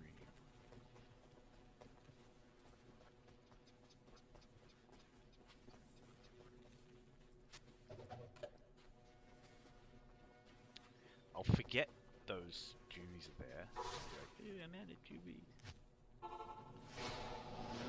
And then I'll wait. I went to the area because I'm a goofball.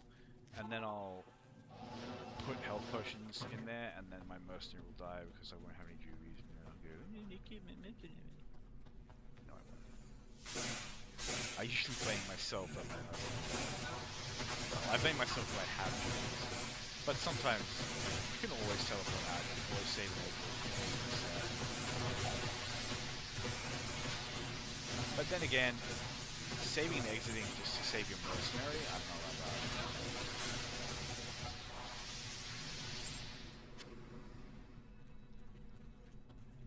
Oh, that's possibly worth trying to roll sockets into, is it?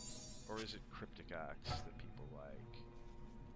Yeah, this bad boy is like 210 strength. That's a little bit cheeky.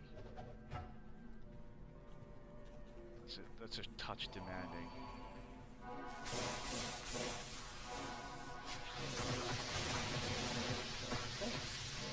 So there's a blessed aim aura and a defiance aura.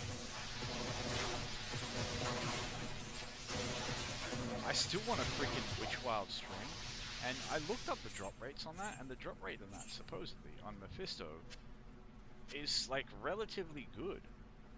I think that's it. That's the... No, that's Mage Wrath.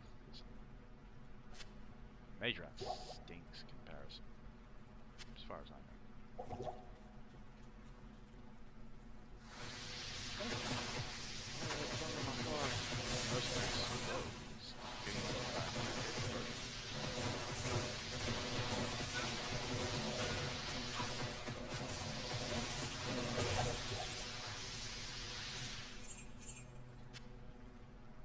Healing, yes, very nice. Reset. Oh, so close to that level, like 3 or 4 runs now, maybe.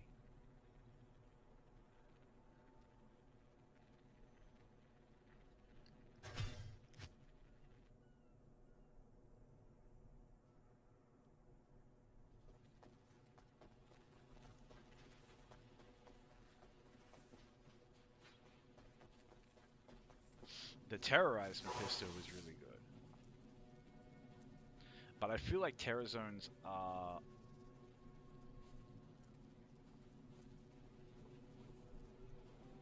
I don't know, at least on single player?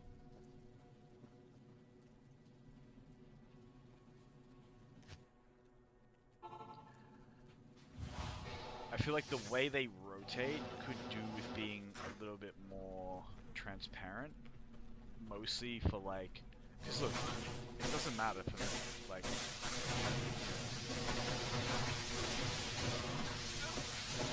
I'm grinding whether there are terror zones or not. But to me, like, from what I can see, terror zones kind of serve two purposes. One is...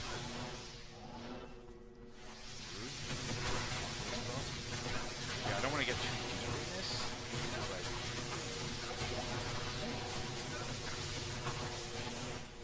This is very good.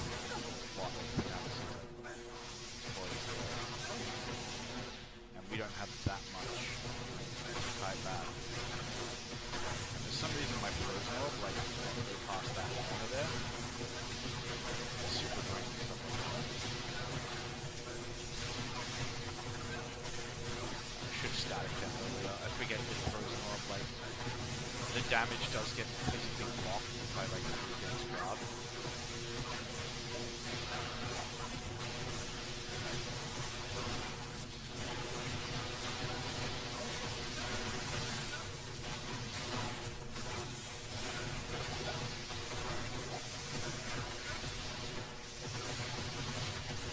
Of course, it's the guy, like, right at the back who has the fanaticism going on.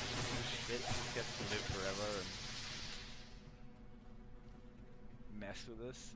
Oh yeah, always worth checking Rev Roots. Rev Roots can be just godlike. I mean, like these. I wouldn't say these are godlike, but like, you know, dual resist in the high 30s with faster run walk. Now, if that were a chance to cast Frost Nova when struck,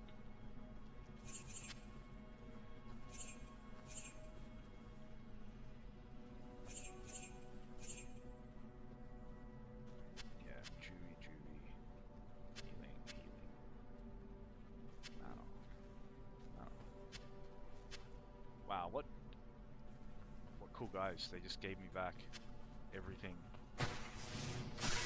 Everything I had to use to kill them. It's like just refunded.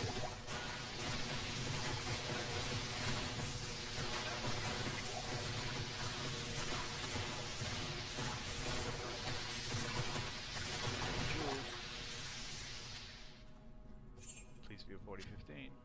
We would appreciate it. Might as well check that charm as well. And I actually do just straight up need more. That's kind of cool, but like, let's be real.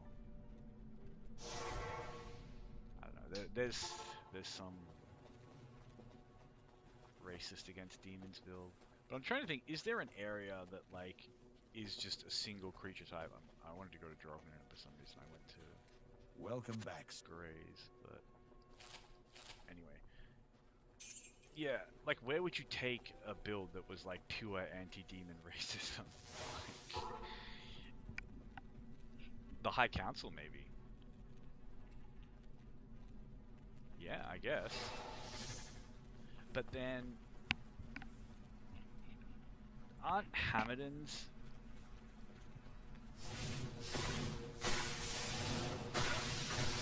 your, like, kind of default Travancore runners?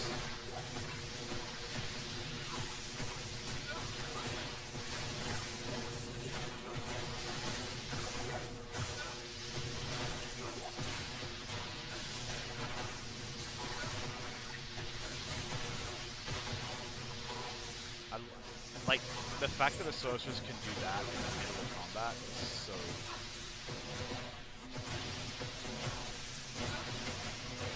so cool.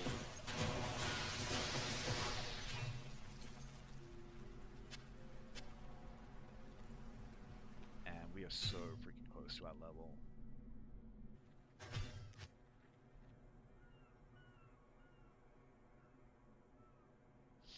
I can taste it. I wonder if the game is going to drop me something cool.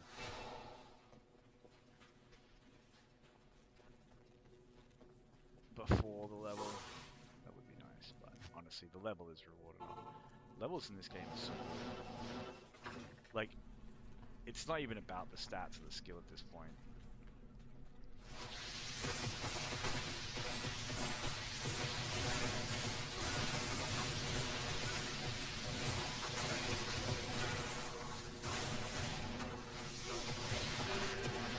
I'm going to move back away from the mages so my presence my light while fighting these guys with hand damage. This is hell. Player's egg. This Merc is just hand damaged, fighting a boss pack of invaders while getting shot with, you know, lightning. We tried to reposition for him a little bit, but you know, didn't have to thin them out a lot before he could just tank it. And we'll just save and restart that. Let's get that freaking curse off. And hopefully have another boss pack for us just waiting at the door. But yeah, you know, once you start to level them up, the mercenaries just tank. Like, half the time when people like, oh, my mercenaries just falling over, it's because they're under leveled. And this is the problem, when you get good at a game like this, like good at playing through it optimally, you kind of sabotage yourself because you make sure you're always under leveled. It's one of the reasons why a lot of streamers and like people who do like challenge content and stuff like that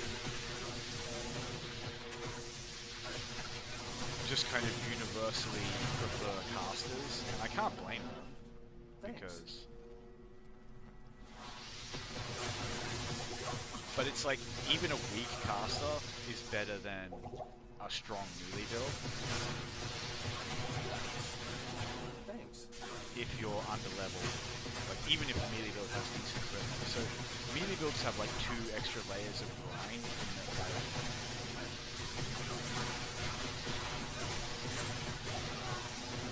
I shouldn't have let them die.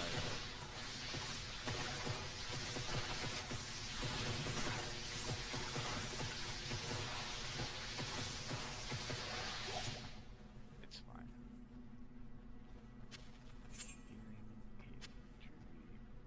Mana. Another Juvie, that's nice. Another Juvie, that's nice. No more healing. Freaking jerks. Anyway, we'll reset. Get my mode back. Get the amp damage off. So close to that level. But as I was saying, so like melee characters have like 2 extra layers of grind. One is that they have to have a good weapon, and just getting a good weapon becomes a really big grind. Because, like, look, don't think that spellcasters aren't gear dependent. Like, yes, you can finish the game with a naked sorceress. 100% you can. It's miserable. Like, you're basically one shot to like anything in hell, and like your damage is good enough, but it's not good. It's not good, and it's like, you know, you're playing on players 1 and stuff is pretty freaking tanky. Wait, why am I going to lower Kurust? Anyway. Even a few plus skills is a huge power spike for most casters, and for some of them, it's an enormous power spike. Like if they have a lot of 1-point wonders, like a summoning druid who's just got like 1 point in each, an elemental druid who just pops 1 point in each of the summons, or similar sort of thing with a necro. Then any amount of plus, getting a few plus skills together is going to give you huge power spikes. 1 point wonders.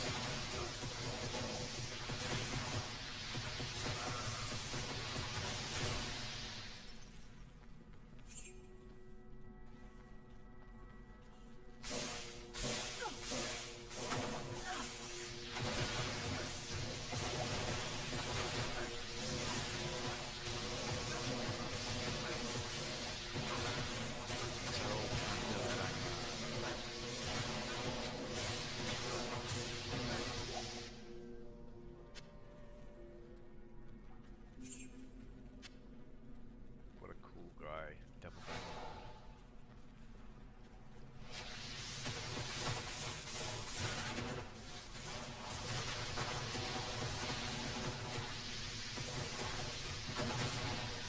Let's take this.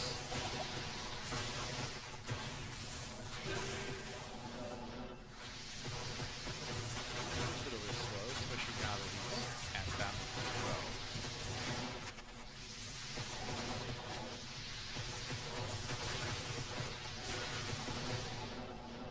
Maybe even get that cursor and stuff, and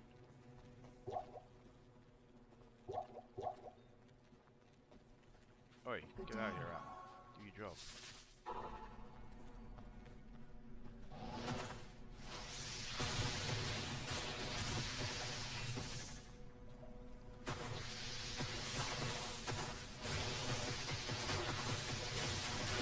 Yeah, that kind of blocked their AI a little bit. It's like falling apart and thingy. I thought that was still going to be a rough little fight there. But his AI kind of... Ah, I can't carry anymore. that? What is that?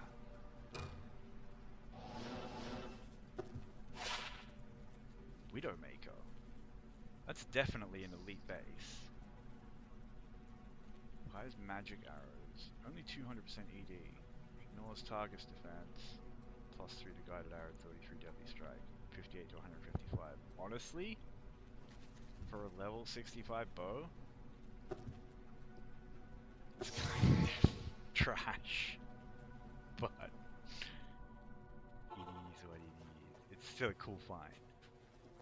Good to see you. Although, I don't know, mate, 33 deadly strike, that's...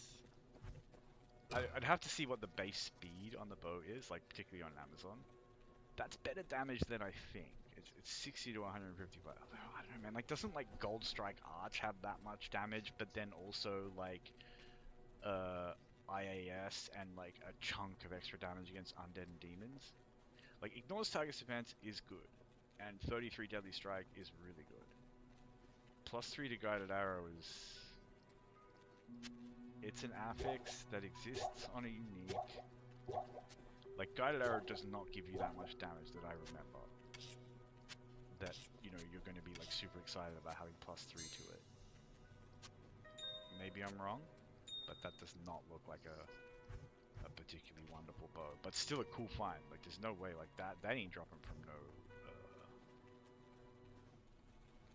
maybe that drops from Mephisto, but I'd never seen it, and I've been doing a lot of Mephisto. Hold on. What foolishness am I committing here? I just want to like stash this stuff, and it should be a swift and painless process, but I'm somehow making it a long and painful one. We're so close, I might just like not reset and just kind of push through here. Yeah, there was something else to draw. Oh, that was right. It was the big axe. Now this is potentially a really good RuneWord base for a barbarian if this is the elite one, which it is. I might roll sockets into that. I've got a lot of perfect annies, so...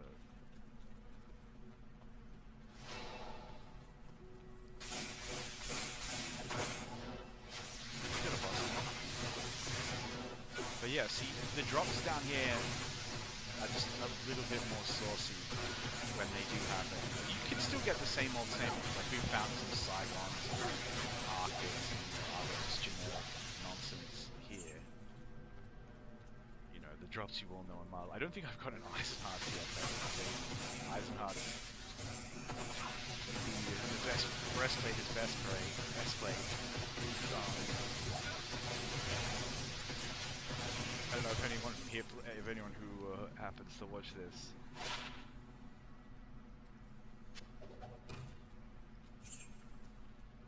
Has played Warframe, but it is the Harrow chassis of this game.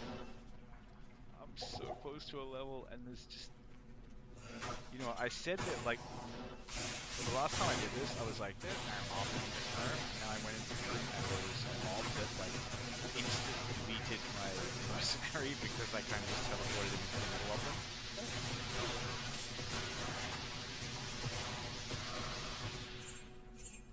Look how many elite bases drop down here. Like this area is just way higher level than Mephisto and the Germs.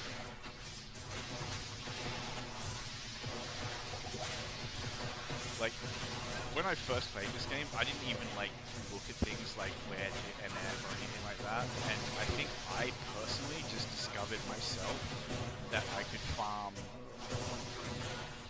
I just hate that. Anyway, I personally, myself, I found that I could find farm Nightmare Travancore with like my scuffed. It was like a Fist of the Heavens Paladin. Hold on, this thing. I am overburdened. Is this? Why does this guy not die? Can he just get poked to death, please? Palbon? Is this the elite base? Yeah, it is. Okay, this thing. Like, you put a cruel affix on that and it does like 900 damage, but it's very slow. It's foul. I could have just reset, gotten a minion pack, and probably gotten the level, but...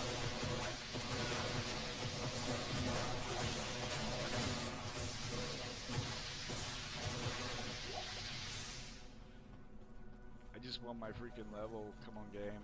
Okay, here we go. Here's the minion pack.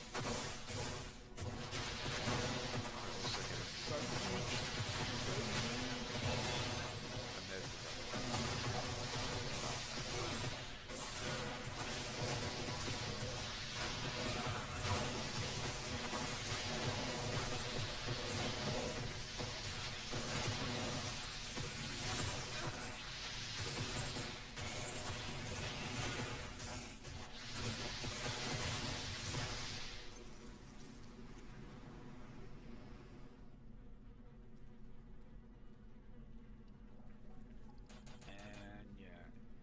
probably guess what I'm gonna chuck these points into.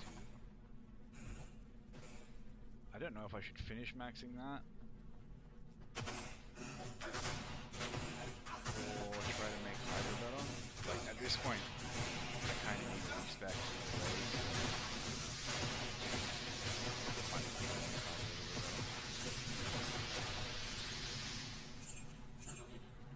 speeds up the Andario runs. Man, I kind of want to keep farming that area, like just get another level and really give it the business. But it's probably time for a break. Or you know what I will do? Wait, did I accidentally sell my boots? I did. That sucks, because they were like a really nice roll. Huh. Damn. Good day. There's no way she's still gonna have them. Damn, when did I do that? How did I do that? Oh well. It's not like they're irreplaceable. And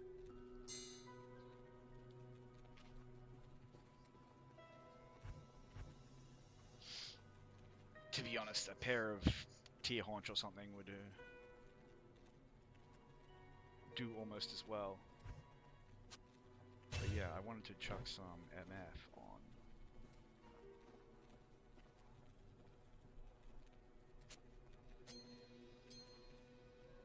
And just do like a quick cheeky Mephisto run.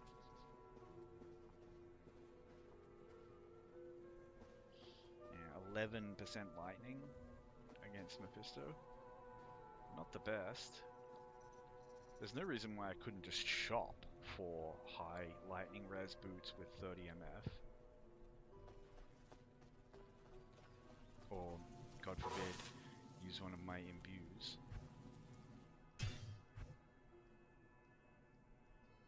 But honestly, play as 3, Mephisto. If I put the slow weapon on my mercenary, he just cripples him. Man, I'm kind of bummed that I sold my boots. I'll put that to good use. I don't even know how that happened, but oh well, it happened. You know, they were like a really nice roll for me, but it wasn't like a console or anything. So, and as I say, they're very replaceable. Also, they were cold and fire as well. I think I like cold and lightning would have been really nice for the sorceress, or just lightning and fire, the standard, or 1-2. But cold and lightning for the Mephisto runs. However, as I've said, I kind of am getting to the point where like there is not a whole lot left for Mephisto to realistically drop for me. Like he can drop things like Vex rooms or stuff like that, but you don't farm them from him. You drop like something like that. But the things he can drop for me now are like Ariad's Face, Jalal's, Skulders, like another Head Striker for a mercenary maybe. Better arcanes, but again, I don't think that's something really finding here. Oh, that's cool. I haven't seen that. I know what it is, and I know it's not very good. But it's still cool. What do you need? The Guardian Naga. Like, not terrible damage.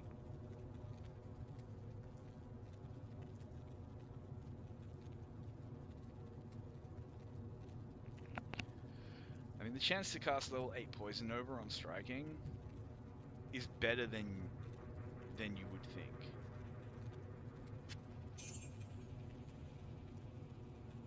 Like,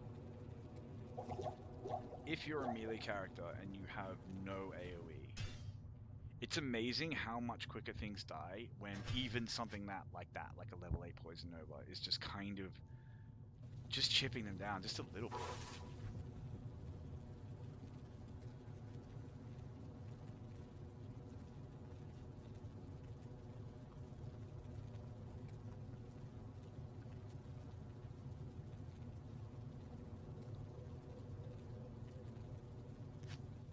My brain just did not want to work there as far as like which button I needed to click. We got a really nice Druid's map here. I mentioned that in the past. Could be better, obviously. This part of it is the part I like the least because of the points being stacked on the side that I just naturally teleport down. So quite often I end up aggroing them and chases with some value or something, which can be really dangerous for the mercenary on what should otherwise be like a super safe and smooth experience. Rare time. Yeah, I'm only going to do a couple of these runs. Just like, Hail to you, champion. nice to see some gold. Not enough ED, obviously, but yeah, it's just nice to see some drops, you know, because you don't get like obviously monsters drop stuff, but what I would consider a drop, you know, something that's like a bit exciting, that like even if it isn't something good, it could have been, you know, it's like, oh, it's gold, it's unique, or it's a really cool base that you don't see often, like a Colossus Blade or something like that you know could potentially roll unique when they drop. My brothers have escaped you.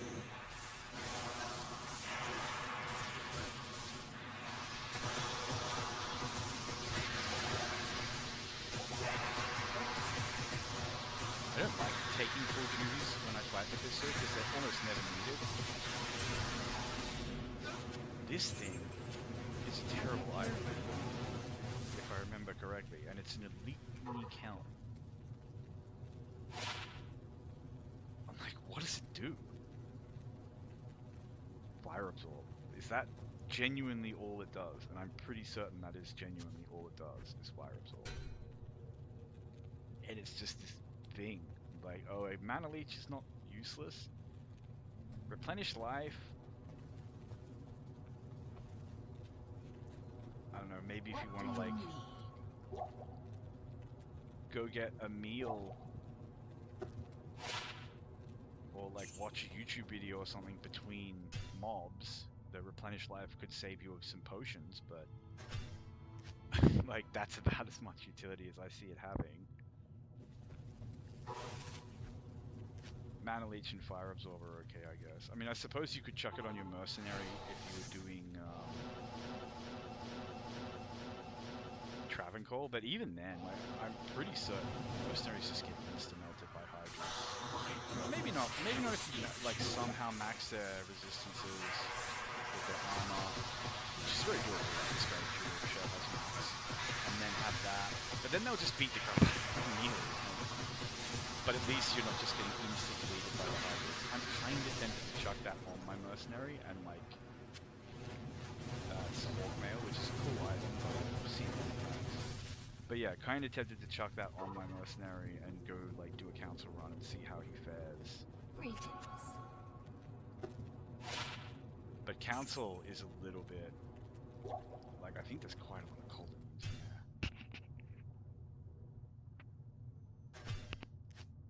I don't know. This will be my last Mephisto run. I'm gonna take a break. Grab a drink, get some food, and then very likely be back. Like, you get a tiny little bit of experience doing Mephisto. Like, I wonder when that just stops. Because I'm level 9.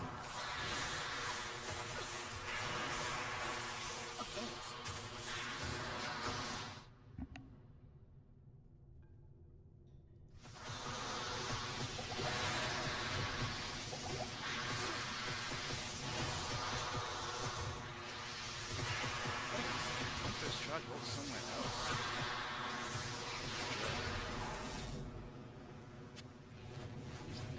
Heavy braces of dragons. This is and then Trangs. Yeah. I have everything I need to make a Bramble and Trangs. And it's so tempting to respec, like, because I'm doing a summon mercenary, to eventually just, like, take him to hell and then just respec to poison.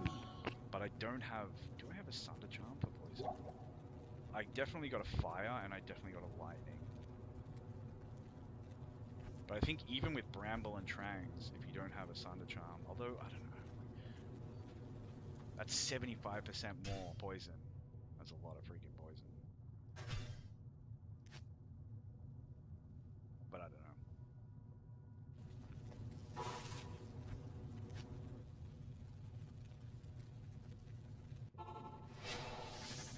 Poison Mercs are one of the poison necros. Like, if they're fully kitted endgame, Sunder Charm.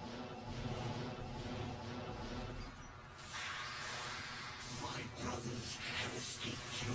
They are so good for just clearing stuff. Like, just, like, they're not monsters, but you take them into an area that's, like, really dense.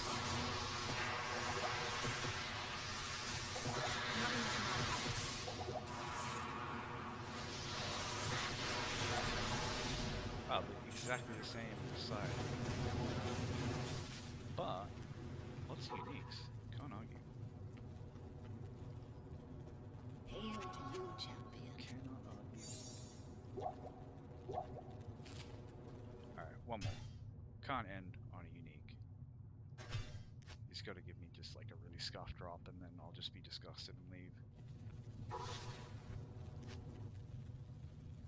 Or he could drop me the Skeletons. Majalos would be nice. Arid's Face would be nice. You know, part of the reason why I'm still just doing my sorceress, and like I've got a couple of characters that I'm sort of playing with, but I'm not really pushing through the game that much, is like I just don't really have like a full vision of like what's going on them, if that makes sense. And I like if it's a shared slash character, I just like want that vision of like what I'm going to put on them and what they're going to do. It's double unique drop again with a set. He's just dropping me good stuff because he wants me to stay here. This is Venus, isn't it? Yeah. Cool belt. I like to run walk, but it's also one of those things where it's just like, I don't know. Resists in hell, man. Resists in hell. Like, there's so many funky things you could do in this game. Like, so many cool little things you could try. But you just, like, you don't even need to think about it that long before you're just like, no, it's just gonna suck in hell. Because where am I gonna get my resists? And playing in hell with 4 resists just sucks. Like, there's just so many things that can just instantly kill you. And even if you are an Amazon or something and you play, Jurials, always a nice drop. Be ethereal, please. No, alright. I kind of am actually getting enough Jurial shells. Like, I think I have about 3 now. But then again, it's like, I say, oh, I have 3, I have enough, but like, I can generally imagine a world where I want 6, and it's so silly, because you want, like, every melee mercenary wants a Jurial shell, basically. Like, what else are they gonna wear? Unless, What do you need? I don't know, Kira's Guardian, and then you can give them a different armor. Because you want Cannot Be Frozen, and you want a big pile of resistances, and I think they're like the only 2 items that you can get that on. Armor and helm-wise. So, I've got 2 Kira's Guardians, which is really nice, but I don't know that I'm using them on mercenaries. Cow level. Terrorism. I don't know that the sorcerers can really do cows.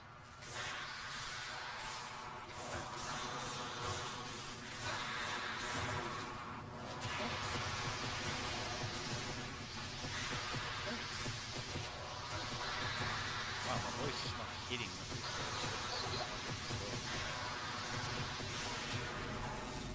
I am overburdened. Oh, it's the... I'm starting to think this thing can't be that rare. This is like the 4th I've had drop. But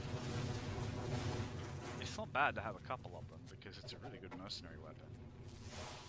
But I do have a couple. But it's still a cool drop. Elite Uniques always a cool drop. Man, you kind of get into the rhythm with Mephisto so quick. Like, when did I say I was going to stop? Like, a couple of runs ago. But I also said he needs to give me, like, a crap drop.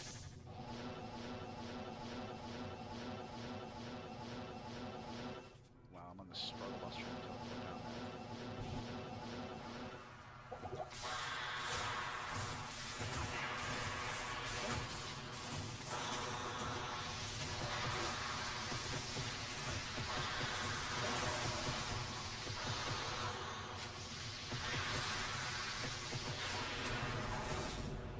Another Hellslayer. Cool item, but not rare or anything as far as I know.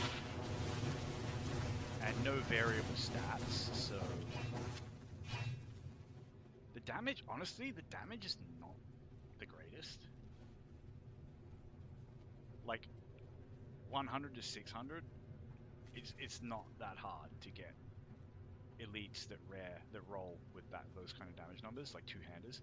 And if they roll them with the flat ED rather than the max damage, they'll have a lot better minimum damage as well. And this thing has no IAS. I mean, 45 to vitality is a lot, and 45 to strength is a lot.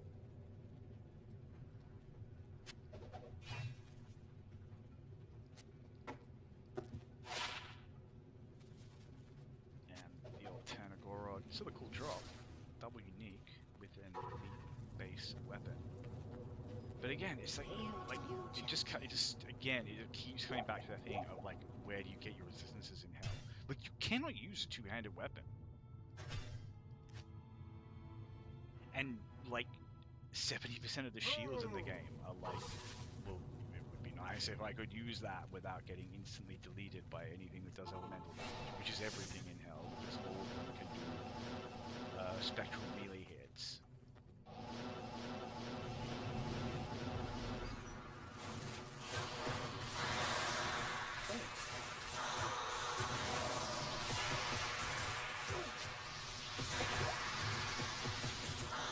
So I'm sitting here thinking like, I can do a max barbarian with 12 men who uses the Hellslayer. It's got free range, it's pretty good for 12. But then it's just like, well, A, doesn't Whirlwind like demand good weapon on weapon IAS now? It never used, like, didn't back in the OG days, but they're a long time gone. So doesn't it like demand on weapon IAS? So just right off the bat, Hellslayer is kind of like,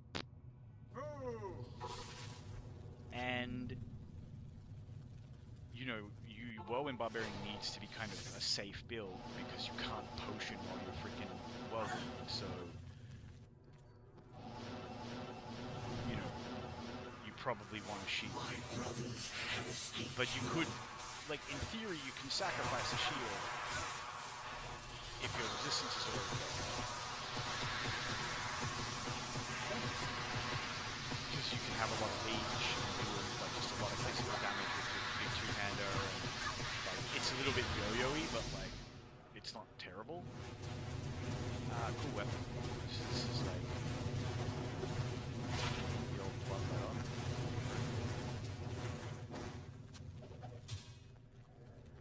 Like, you could upgrade that to elite and easy finish the game with it.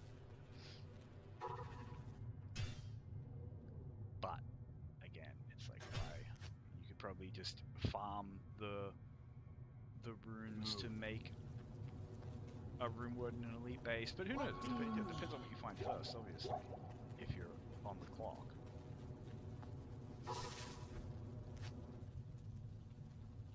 But yeah, Mephisto.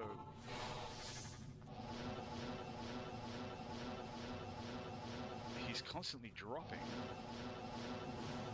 He's just kind of teasing us. Doesn't want me to leave, but he wants me to go down.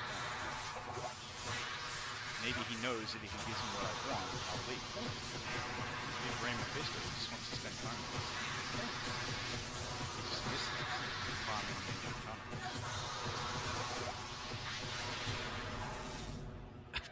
Okay, like my 4th Shaco. I don't mind.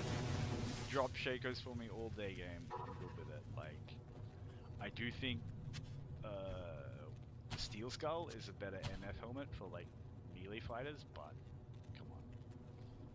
That's 2 spare Shakos and an Ethereal Shako for an Act 3 Merc.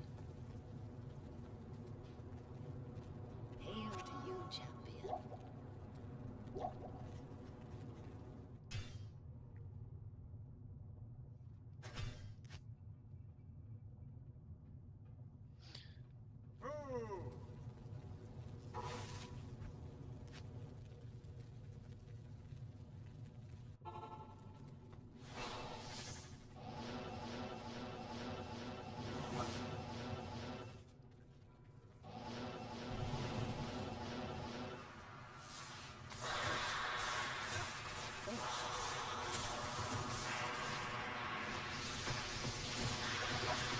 I do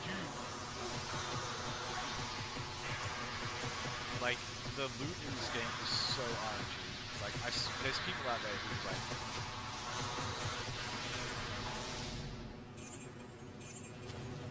a peasant crown,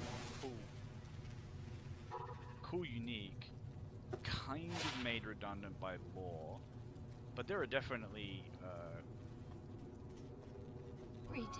like, I would rather have this on a lot of heroes in Nightmare than lore, but if I were like budget pushing my way into hell, I would definitely swap that back for the lore, because the 30 lightning res is just too important. That said, the Peasant Crown doesn't have any bad mobs. Like, Run Walk is amazing, especially when you're just pushing through the game, questing through the game. Big Chunk of Vitality is amazing. Mana is kind of the least, the energy stat is kind of the least important, but it's still, like, nice quality of life. And, you know, the less you have to go back down, the faster you progress through the game.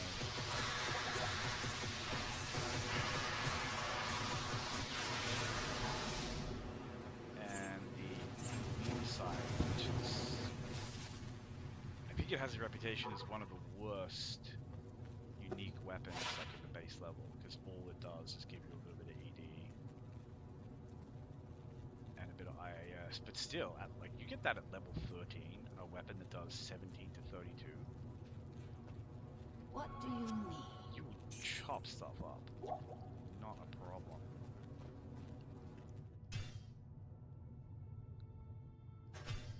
I mean, I say that, and it's like, because you have to remember that, like, you can clear normal by punching things.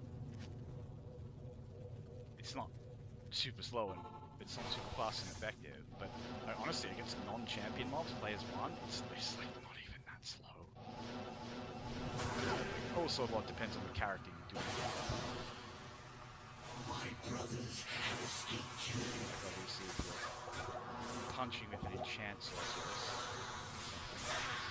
Should have gotten rid of that first, but I don't know. The runs just were going so smooth for a little bit there. It tricked me into Greetings. forgetting that things can actually go wrong. Hello. But yeah, not a big deal.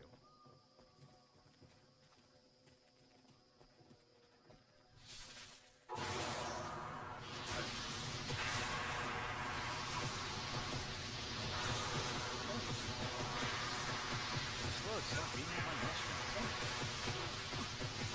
It would be a joke. I am overworked.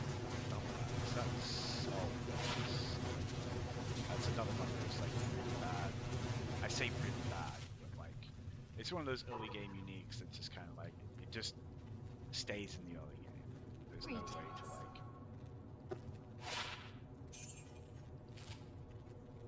squeeze some late game utility out of it like how you can with something that has like crushing blow, open wounds, or like even just like, you know, there's some uniques that just like, okay, well, it has some resistances. You could in theory just like hold it in your hand to give you resistances.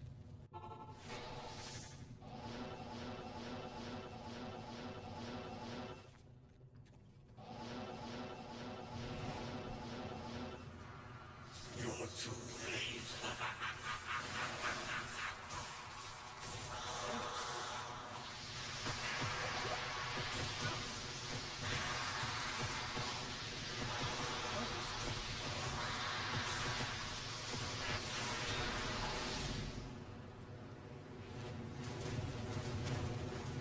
That's the Hustler Evo, which is,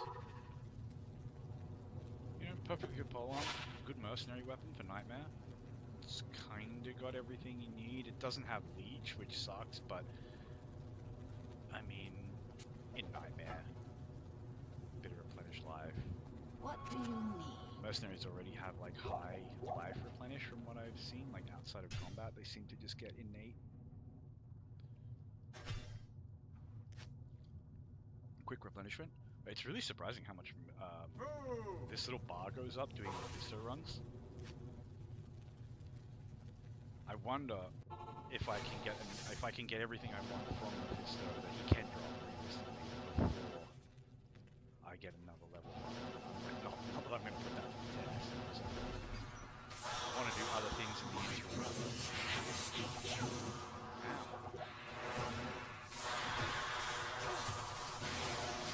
So after all these years, after all these runs, you can still be a jerk.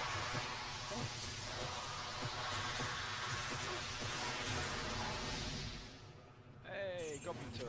Now that is a cool find. Not that I don't have them, but still. Like, there are so many poor old melee characters that just, like,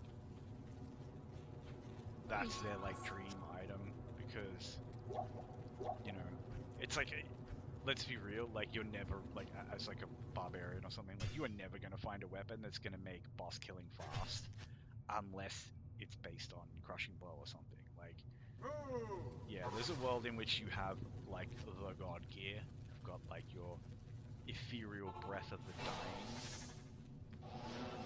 and then it doesn't, you don't necessarily need all the crushing blow because your base damage is just so disgustingly high, but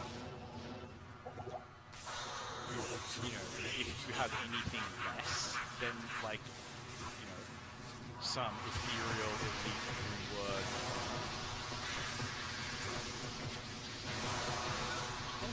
or just something really crazy,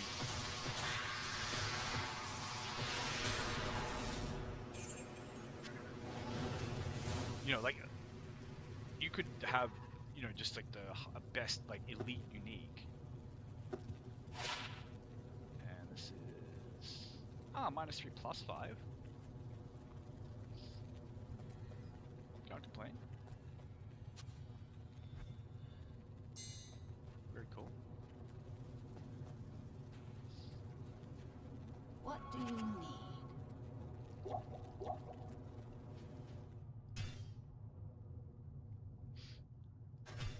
I wonder if Bramble wouldn't be better on a Javazon.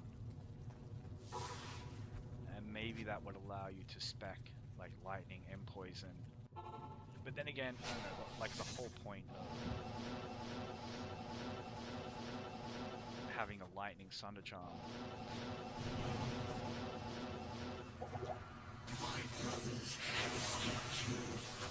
is so you don't need to spec it for a second.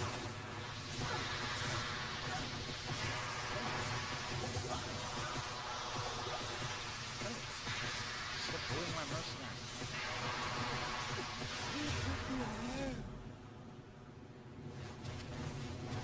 Steel Flash. I think that's the only +1 skill's normal shield. Like, you have Saigons in the sets, but as a unique.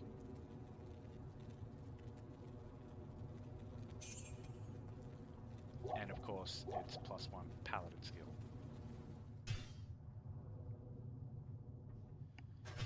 Because paladins don't have enough in the game.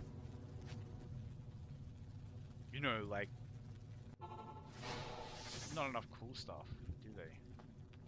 Like, they just, like, they're in a really bad place. So you need to, like, buff them up by giving them, like, all the best gear.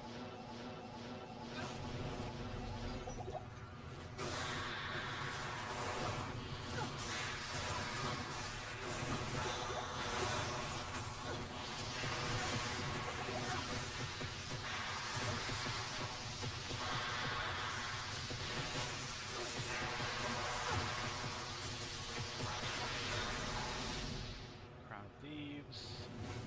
He just keeps dropping gold. He won't. He's not letting me go. Like, I do actually kind of want to go. Like, take a shower. What do you need? You know, do some normal, like, touch grass, human stuff. Oh, whatever. We're coming up on the 3-hour mark. 5 minutes. Move. Then I'll finish up. People are doing stuff in the house. If I go try to cook now and stuff, just get out of there.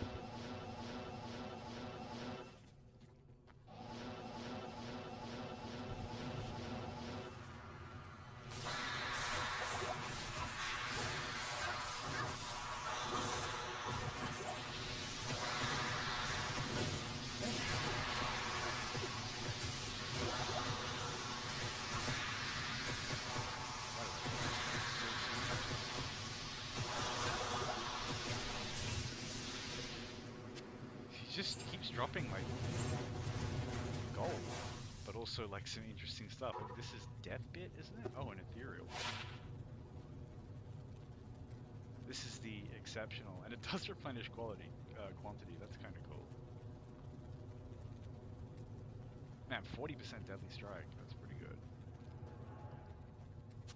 I'm gonna hold on to that one.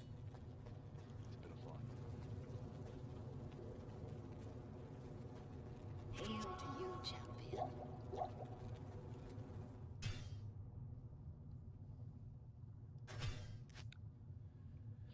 Mephisto really does miss us. He's just paying out. Move. Or there's enough carrot to keep me incentivized here.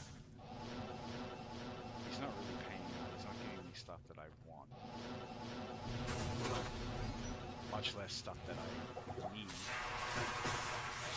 I don't need stuff.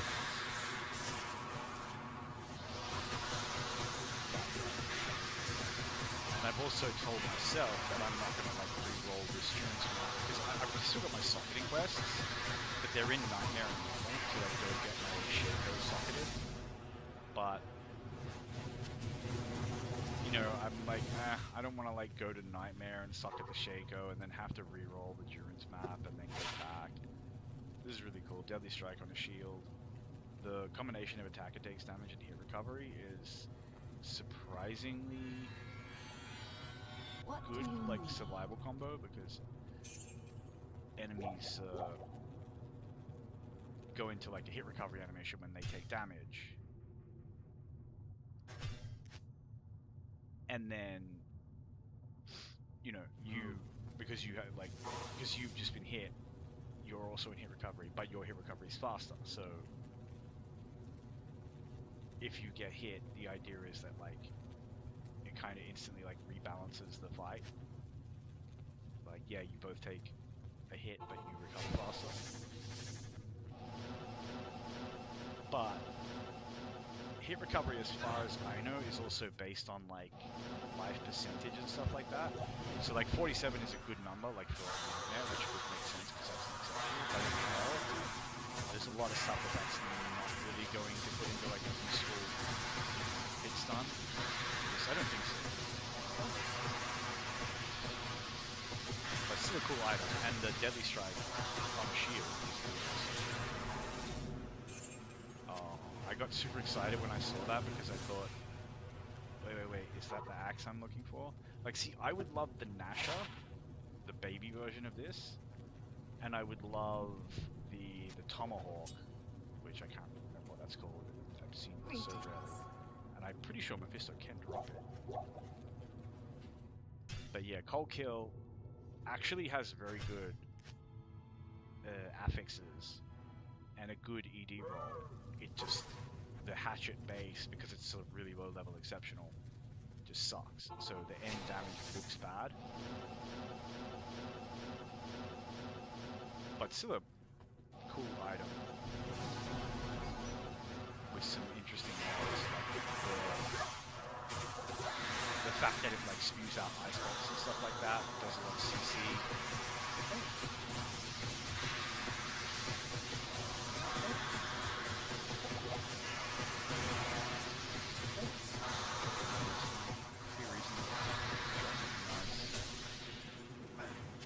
Okay, that's an elite. That's Master? Which, yeah, that's kind of a depressing drop because this thing can spawn with 5 freaking sockets. And it doesn't really, like, yeah, it's kind of just like a cruel axe with cannot be frozen if you don't get all the sockets. But that's still a cruel axe with cannot be frozen in 3 sockets. Like, still a really cool drop. Just kind of makes me cry a little bit. But that's also one of those weapons that it's just like, man, what are you gonna put in it? Because in theory, you know, someone out there has like, you know, a bunch of high runes, a couple of like, you know, has like, you know, 2 runes for Crushing Blow, 2 runes for Deadly Strike, and then like 2 Ruby Jewels of Fervor in that axe, and it's just like the most like freaking, you know,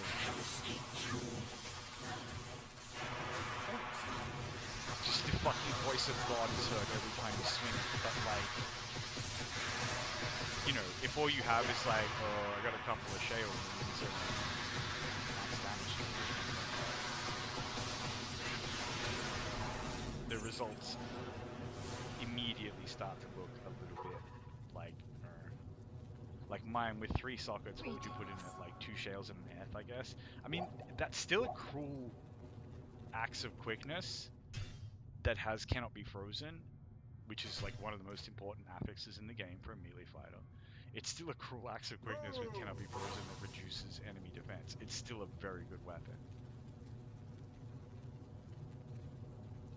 And the thing is, I could never convince myself to put anything other than like a mid rune into that if it only had 3 sockets, when I know it can spawn with 5. But that's still a really cool drop. I did not even know the pistol could drop that. And that might be the run because we are past the 3-hour mark, but I don't like to end on a bad drop. Which doesn't make sense because I also don't like to end on a good drop, but there is sense to it. I don't know. It's like I don't like to end on one bad drop. Like sometimes the good spirits will kind of just tease you a little bit. They'll be like,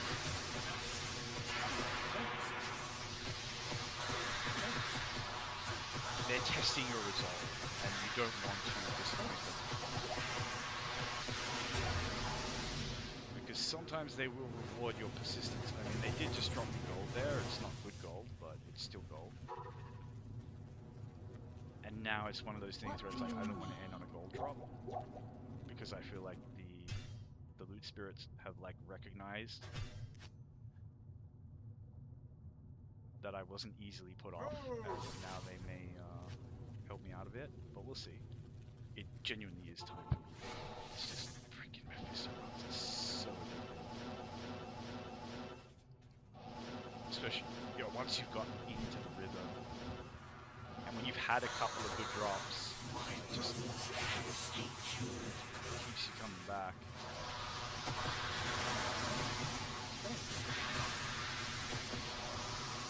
That Bryn Master drop. Oh, and another freaking man catcher. Check these rolls first.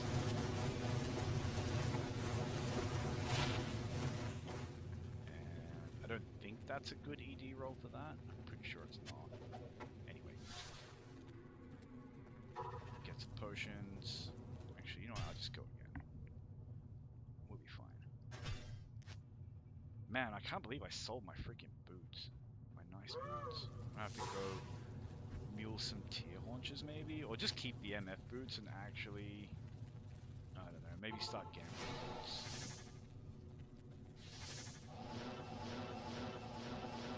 Just keep the MF boots. Like, it sucks to lose. It's just nuts, but...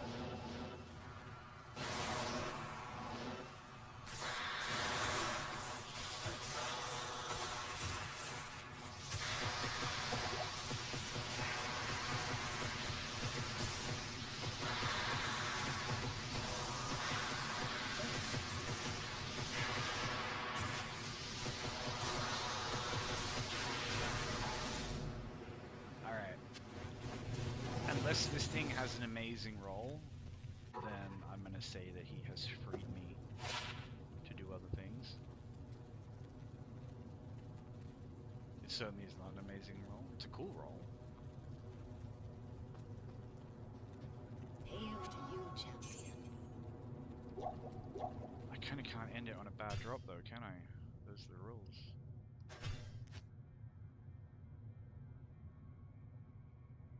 Move. Like, how does Andario compare with this? I don't understand why people run Andario, and I know the drops for her on jewelry are way better, but like, you know, it's not like you can just target farm unique rings and amulets on Andario.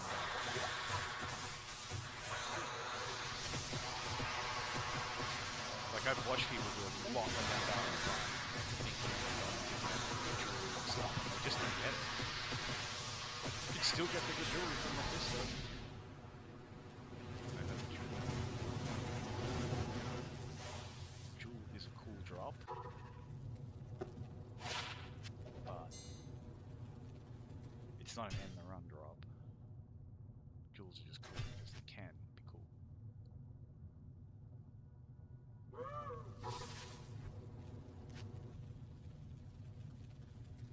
Yeah, we're at 3 minutes 10. I need need to be less of a crazy addict here and just like, A, I need to master this teleport. Stop just. B, this is legitimately.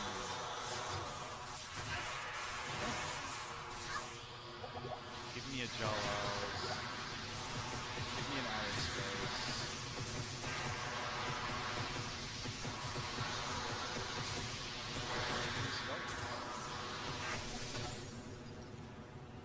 No, nothing.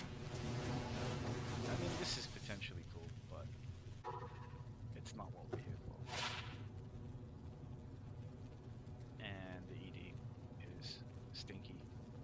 Oh well, I'll just get my potions. What do you need? Like, I can't say I haven't had good drops today, because I genuinely have. But I don't know, I just... Trying the last drop that got me, like, so what have we dropped today? We dropped a Shaco, we dropped this gem, which is really nice. We dropped this terrible thing. We dropped this. Yeah, we dropped this base, Duriel Shell, we got this base. Oh, so we got this, the Widowmaker, which is pretty cool. Pretty cool. And the Rainbow Facet. And earlier today I got the Barbarian, like, Werewolf helmet and the Elite Dagger, which is a really freaking awesome weapon. So definitely had some good drops today, and a lot of them are just like not common Mephisto drops. But man, 4 Shakos, 1 Ethereal before a single Skulders, and I know the drop rates on them like are not like, it's not like Skulders is super rare, and I do know that the drop rates on Skulders and a lot of these things that I want, like Ariat's Face and Skulders, are slightly higher on Hell and Ariel. But Hell and Ariel, in my opinion, also just has an all-round worse drop table.